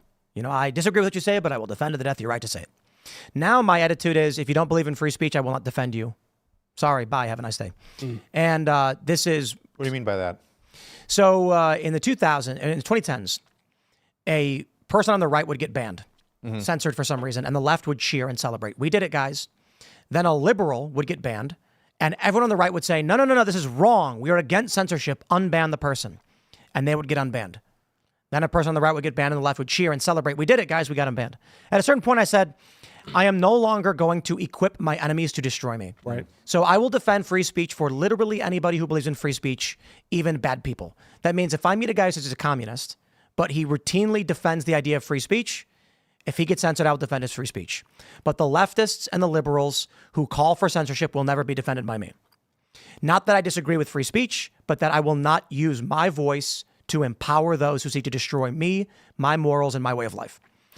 And so with this issue with Give, Send, Go, someone asked me that, Tim, this is what you said about free speech and other issues. Why would we not just say, this is the other side? We defend ours. We defend those who believe in our values, not you.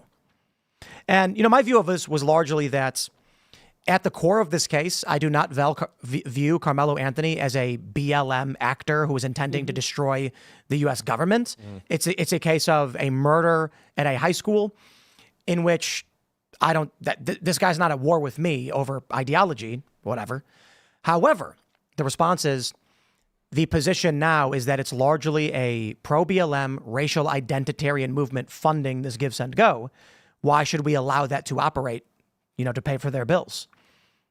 Well, I think the danger always when you walk down that path of not defending someone that you disagree with, that opposes you, is that you just spiral to a further depth of depravity. And I think you become exactly the thing that you hate about the other person.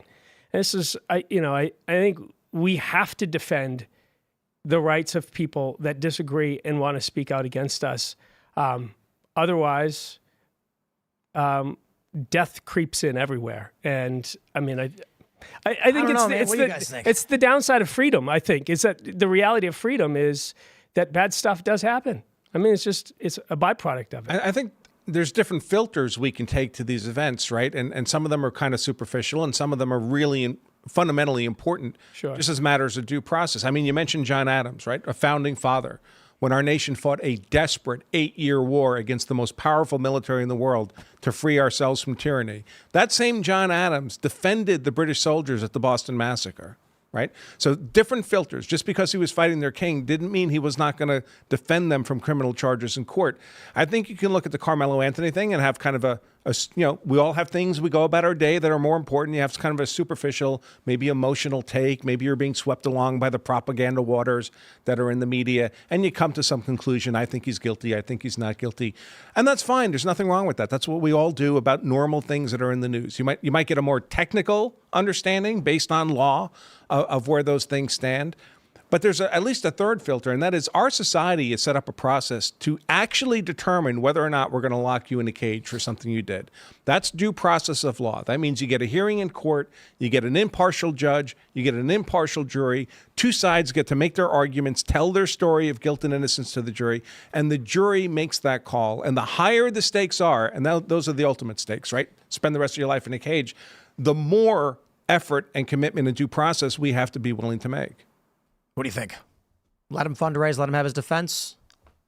I think it's all reactionary. I think that a kid getting his money for self-defense, for some sort of, litigation that's going on for his charges or whatever, is like, who gives a shit?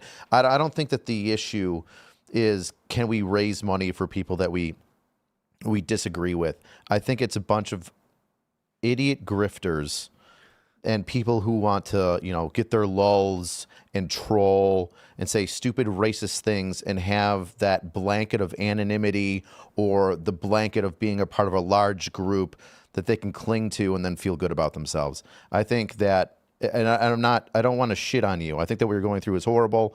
I've gone through similar things, doxing, numerous just crap.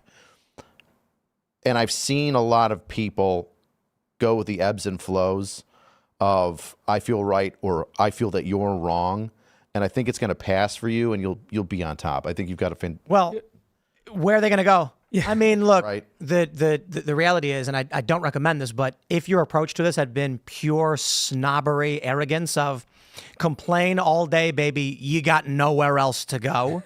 Bro, GoFundMe will ban you in 2 seconds. Right. If it's a leftist, they're fine. If it's a conservative, you're gone. Give, Send, Go says, we're not going to do that to you. So there are a lot of people who are upset, and I understand why they're upset. But the truth is, you guys have the only platform that's allowing people. I mean, they've taken down religious GoFundMes that weren't even related to murder. It's like controversial issues. Yeah. Election issues, COVID issues, they took them all down. Like the truckers too, right? Were they on GoFundMe? Yeah, they were on GoFundMe, raised $10 million, and GoFundMe's like, yeah, I think we're going to give this to people that we want to. Wow. Oh, they took the money? That's what they tried to initially. And there was such backlash, so they refunded. But I think principle on its like inherent to the nature of principle, which is when we talk about free speech and freedom of association, who you want to give your money to, principled living is a unifier. It is what unifies people. And so when you begin to like make exception to the principle for my side versus your side, you're just continuing to exasperate the situation versus saying, no, the principle actually will unify us. That's why I say I do think that there's an element that by allowing this young man, his family, to have this fund, it actually begins to create unity. Because the left and the right both have it. It actually provides a level playing field for everybody, and it brings back some unity to culture. There's a Luigi Mangione gives into, isn't there? Yeah, there is. It's almost Why $1 million. did this generate outrage? Not nearly as much. That's crazy to me. I know. I was. This is their saint right now. It is. They are clamoring, but Well, it's the racial dynamic, right? Yeah. yes. If this had been at the high school event, if this had been 2 white kids who stabbed each other or 2 black kids who stabbed each other, we wouldn't even know about it. Well, to be fair, I did a search of it was really funny. I went on ChatGPT when we were talking about this, and I said, give me a list of crimes this year, or give me a list of murders this year that were a black person stabbing or killing a white person. And it says, no, I can't do that. I went on Grok. I was going to say, what did Grok say? Grok was like, here you go, buddy. And then it started just dropping all of these stories. And it was like, there was one story where a young white kid was trying to buy drugs and got murdered by the dealer who was black. And I'm like, I can understand why that story didn't get picked up by the right, because there's a kid buying drugs. Yeah. Like, just two bad people doing bad things. But this is a story about a kid who's a high school football star, hometown hero, who gets stabbed over nonsense. And this resonates. I think the vitriol comes largely from over the past decade plus. The right has been insulted, called racist, white supremacist, while the media refuse to talk about black on white crime. Mm-hmm. Like, you go on ChatGPT and ask, tell me about black on white crime, and it tells you no. But I'll tell you this, if I go on ChatGPT right now and say, give me an example of an incident where a black man killed a white man, it will refuse. But if I say, give me an instance where a white man killed a black man, it'll give me a list of 300. It'll be like every time it's ever happened in the history of this country, available for you to browse. And this has got the right fed up. And so I think what ultimately happens is that the lid blew off. People on the right are sick and tired of there being story after story of a black person killing a white person, but the media only ever covers the stories when it's a white person killing a black person. More importantly, even when it's not, like George Zimmerman, who is not a white guy, they called him a white guy. Mm-hmm. He's a Hispanic guy. White Hispanic. White Hispanic. First time I ever heard that phrase in my life was that trial. They're trying to say that he was a police officer too, because he was a security guard. Yeah, I mean, he was because he had worked as one, but he was like a neighborhood watchman at the time. Yeah. Just driving around his neighborhood. The original thing was he was a cop that killed him. So. Yeah. So I think because that's where the money is. The money is all the money, baby. Man, that's crazy. And then they've chased Zimmerman ever since. Anything he does, they write a story about. Well, didn't he do something stupid? Like, didn't he shoot somebody else and now he's in prison for that? No. Somebody tried to kill him. Is that what it was? Wow. In fact, that's a very funny story. So I don't know. It doesn't sound funny. Yeah, right. Funny to who? Depends on what you're saying. Funny to who? when George Zimmerman was being tried for the death of Trayvon Martin, his judge was Deborah Nelson, and she was very antagonistic to the defense. And then he got acquitted. And then when he got acquitted, he tried to sue the news media for changing photographs and stuff to make him look more guilty. So he sued him in civil court in Florida. And guess what judge he got for the civil case? Deborah Nelson, the same judge, because they go back and forth between criminal and civil in Florida. And then someone saw George Zimmerman on his way to a doctor's appointment driving down the road and shot at him. And that guy got arrested and charged with attempted murder. And now George had to be a witness in that trial against that guy. And guess who the trial judge was? Deborah Nelson again. She probably thought she could never get away. 3 trials involving George Zimmerman in less than 10 years. Wow. So how would you guys feel if, I shouldn't say if, but I'll piss everybody off by saying when, law enforcement and judiciary is handed off to AI, and now it's just a computer looks over the evidence and determines whether you are guilty or innocent? Well, I see people using this stuff now in like political arguments. They'll do a search on Grok and they'll say, see, Andrew, you're wrong. You're wrong about this thing. And I'll look at it. And I know I'm right because I looked at the actual evidence. But these AIs, to a large extent, all they are aggregators of opinions on the internet. So if 90% of the people are wrong, but that's the answer, they're giving the answer A, Grok will say A's the answer. Well, this happened earlier. I did one of the segments I did, News Reports, is about this essay this guy wrote where he said, quote, when do we kill them? And he's like a liberal anti-Trump guy arguing that Trump is so evil that the question must be asked.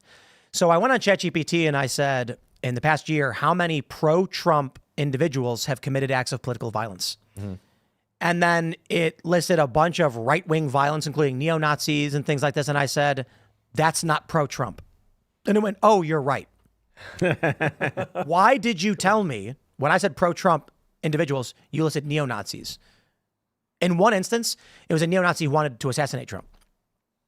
This is what it does. Right. It's programmed by leftists. And so it defaults left. ChatGPT is scary because it's anti-racist. And I do believe we've already entered this space with Kyle Rittenhouse. One of the biggest controversies was that the prosecutors tried to use computer-generated images to convict him. Oh, that's right. Yes. It was like it's like in between frames in order to Digital zoom. Hocus pocus, out of focus. They used pinch and zoom, zoom. Yep. which the computer generates. It fabricates the image. Pixels. Yeah. Yep. Based on an algorithm, which is not correct. It's not real life. Right. And they argued it was. So we've already entered that space. The other scary thing, too, is, the technology we've seen in AI video generation, we still all laugh because it's good AI, but we can tell. Next year, it'll be indistinguishable. And then what do you do when you're in court? Like, what do you do as a cop? Someone shows you a video or gives you the video, and it's a guy, stabbing somebody, right? But it's AI generated. Well, maybe not that because you need a victim, right? But what if they give you an AI generated video of a person admitting to a crime that, like, you believe they did commit? Right. So in the George Zimmerman case, they had a 911 call. George Zimmerman, neighborhood watch, sees a suspicious character, Trayvon Martin, and they play the 911 call in the media, and he's having a conversation with the dispatcher, and suddenly George Zimmerman says, "Oh, he looks black." And the prosecution was like, look at this guy. He's racist. He just spontaneously mentioned that Trayvon Martin was black. He has something against black people. Look how he's hyper-focused on this poor kid's race. But when you listen to the real 911 recording, preceding that was a dispatcher saying, is he black, white, or Hispanic? Yep. So he was prompted to give a race response. But they removed the question to make it sound like it was a spontaneous concern of his. That's terrifying enough, especially with, like, the very fine people hoax. Right. All right. What happened? So my argument on the AI is that the worst case scenario is not going to be a video of someone doing something wrong. Like an AI video. So AI audio came out of J.D. Vance yelling about Elon Musk, and all these liberals shared it. And then it turned. Oh no, I'm sorry. It was Don Jr. was saying we should be allies with Russia. Everybody shared it. There was a J.D. Vance one on Elon Musk, but the Don Jr. one was damning. It was fake. They made the audio up. He never said it. I'm not super concerned about things like that. They get debunked right away. People back off. But imagine the scenario where there's a guy being recorded. He has just purchased drugs from someone, or you see an exchange. On the video, you see him handed a white bag, and he exchanges money. And then he says something like, I'm going to enjoy these drugs. And then a second video emerges, and he's saying, I'm going to clean my laundry. Both videos no one knows which one's real or which one's fake. Yep. And then you're like, here he is on video buying drugs. No, here he's buying laundry detergent. And whichever one gets distributed more on social media is what people will believe to be the truth. I'm seeing that a lot in these lawfare cases now, like the Maryland man, Abrego Garcia, who was shipped down to El Salvador. People saying, oh, he was in the country lawfully. There's no evidence he was MS-13. He didn't get due process of law. I guarantee you, if you ask an AI those questions, you're going to get the politically correct answers. It does. Which are incorrect. He was illegally present. He had a final order of deportation. He got every drop of due process he was entitled to. I asked ChatGPT the other night. I said, did two judges determine that he was here illegally? And it responded, no. The judges said there was insufficient evidence. That's not true. I then responded, wrong. Two judges determined he was, and it says, I'm sorry, you're correct.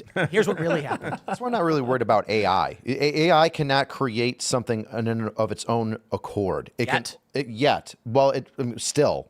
right? Still, it's been around for a little while, and you might say yet, but still. Well, That's not actually true. We have a number of cases now where lawyers are getting jammed up because they're filing motions in court with citations to cases that do not exist. The AI gets a sense of what you're looking for, and it just lies to make you feel good, and it makes up those cases. There's a judge just issued an order this week to a lawyer saying, hey, I cannot find these 4 cases. You will appear in my court tomorrow and show me these cases. Oh, what's going to happen?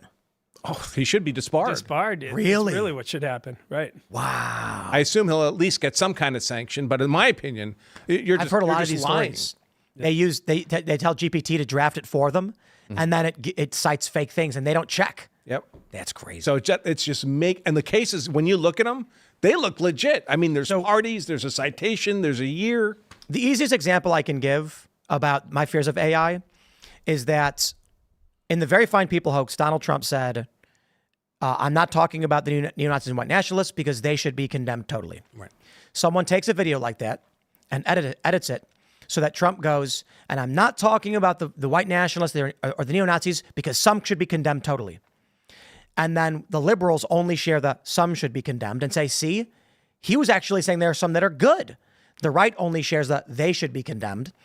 And then, as you guys mentioned with witness contamination, the people who were there when it was filmed are asked, what happened? And they go, I think he said some. I think he did. And if they're liberals, they're going to lie and say it anyway.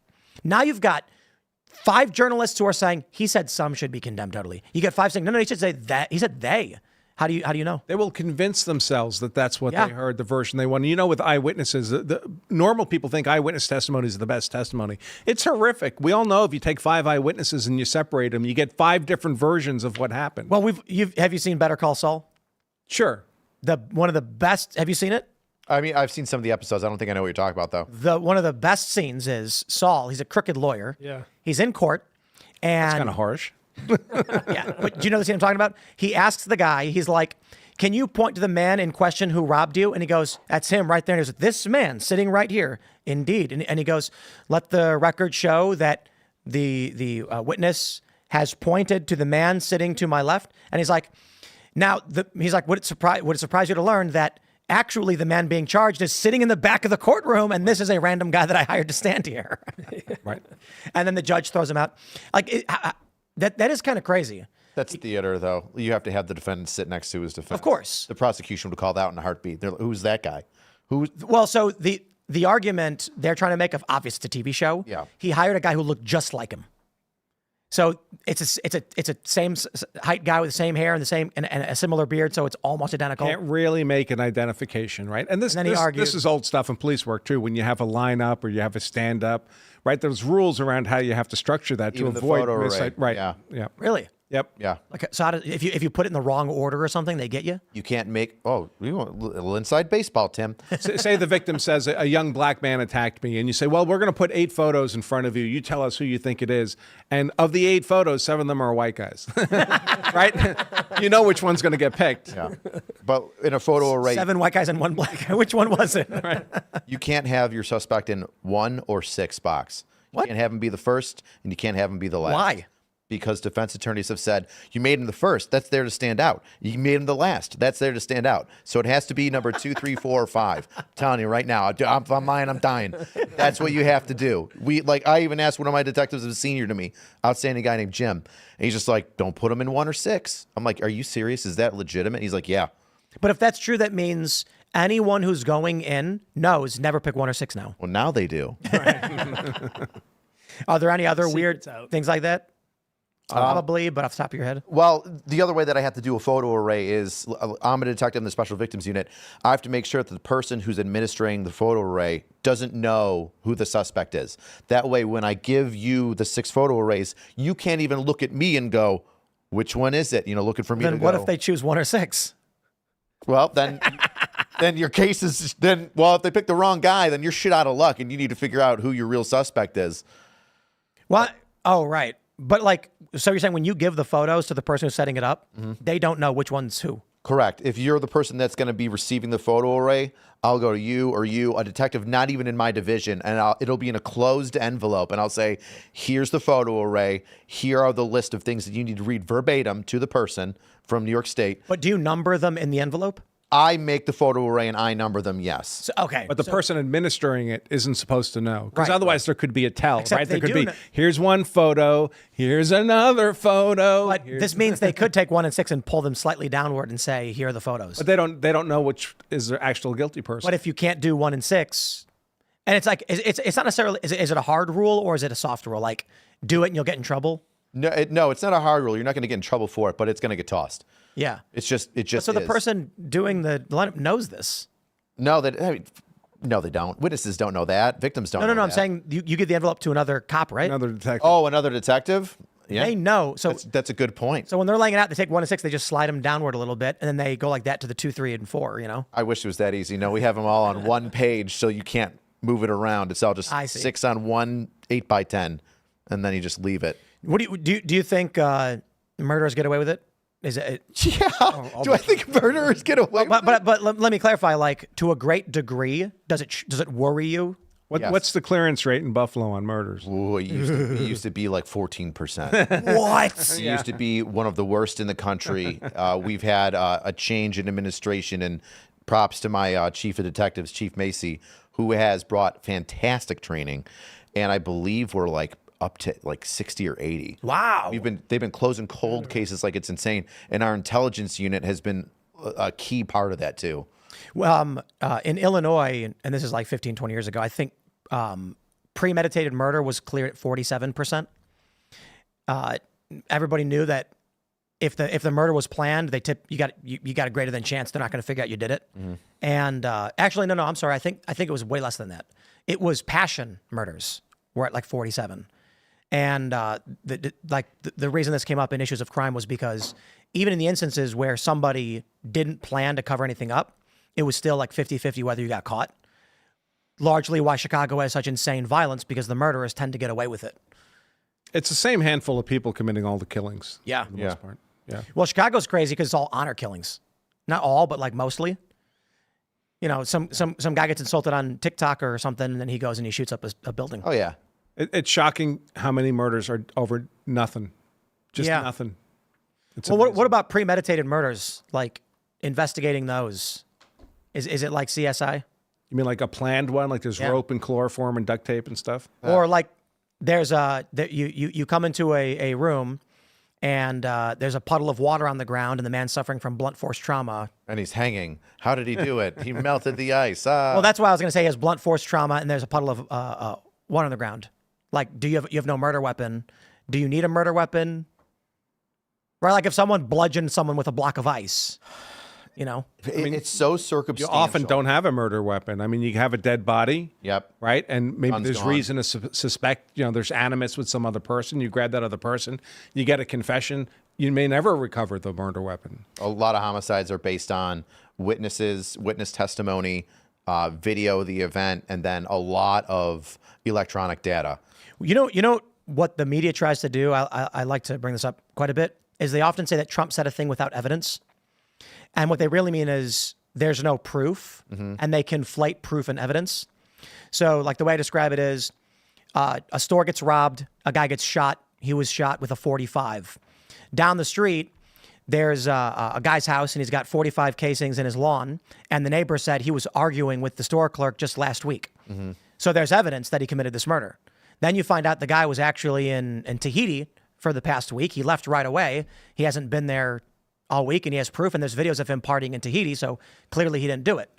Initially, evidence did exist. You pursue the evidence, but it turns out it was wrong. Yeah, pointed you almost in a everything different is direction. evidence. Yeah. Almost everything is evidence. So witness testimony, forensic stuff, everything is evidence. The difference between evidence and proof is we call it proof when we've decided it's enough evidence to make a decision. It's evidence that's achieved guilt beyond a reasonable doubt. The person's proven guilty at that point. But you built up a mountain of evidence to get to that point. Do you think we're getting, we only have like a couple minutes left, but do you think we're getting to the point where, like, what happens if there's a video of a guy committing a murder, but then he just says it's AI? And then he brings in an expert who says that's AI generated, not a real video. Yeah, I mean, they kind of do that now. They say, that's not me in that video. Yeah, I mean, they've been that's saying not it's me. not me for forever. But what if they get an MIT guy with glasses to come in and say, you see the artifacting in the top left? That's indicative of an AI generated video. Yeah, This is not real. That's going to be a growth industry. Yep. Yep. And these guys are going to, depending on who's getting accused, maybe they'll get a fundraiser with $500,000. They'll need it because these guys are going to be expensive. And can the person who claims that get in trouble? The person who claims If a video editor PhD expert is hired, Yep. gets paid $50,000 to come in and say that's a fake video made by a computer program, in my expert opinion, can you get in trouble for that? Yeah. Right, it's just like lying on the stand. I mean, if he's just outright lying, but if it's just his Expert his opinion. How do you opinion to prove a he's lying? reasonable degree of technical certainty, that's Right. You'll That's never. what- You can't prove perjury unless he later comes out and admits that he was lying, right? well, sometimes people do. So you know, Well, I just mean like, No, you could prove. We actually just had this case happen the other day, like a group text message about a person that was going to state one thing, and then when he went on the stand, stated the other, and the prosecution said, "Oh, really? Sweet," and then laid it all on the line of why he was lying. Then, like in the movies. oh man, it was one of those. It was In one of those. in Daredevil, you guys watch Daredevil? The new one. They have a witness who says, "I will tell you everything," and then when they bring him on the stand, he changes his story and says, "Nah, you're full of it. It never happened." And the funny thing about that is, like, don't you guys get a sworn statement signed before you put him on the stand? That's a huge part of my job, and I'll try to make this really quick, like 30 seconds. I go out of my way, especially in SVU and so do my other detectives, that when we are doing a statement, it is one recorded audio and video, and we ask specific questions. Did I force you to come here today? Did anybody promise you anything today? Are you here of any duress? How did I treat you? And we say these things specifically so then it's on camera, and so when they go on the stand, they say, Detective High scared me and made me say these things. They're going to pull up the video and go, he asked you this before and after your interview, said you're free to leave at any moment. Then what? Yeah. They're screwed. Well, this has been fun, guys. We talked about it quite a bit. As we wrap up, is there anything you guys want to shout out? Sure. Get my free book, Law of Self-Defense Principles. Learn how to be hard to convict if you ever have to defend yourself or your family. Free at lawofselfdefense.com/Tim. Oh, hey, look at that. There you go. Angry Cops on social media, YouTube. Check out me on the Unsub podcast on Wednesday, where I whistleblow that the Buffalo school system is protecting pedophiles and not assisting us in the investigations of child-on-child sexual assault. Holy crap. It's 20 minutes. Jeez. Wow. That's terrifying. Ouch. Yeah, well, following that, Give, send, go. Share it with your friends and family as the platform of use for people where we share the hope of Jesus with people while they fundraise. That's our mission. right on. Gentlemen, this has been fun. I'm glad you guys could come and we could talk all about this stuff. We'll be back at 8 p.m. for Timcast IRL, so smash the like button, share the show. I'm on X and Instagram at Timcast. Thanks for hanging out. We'll see y'all tonight.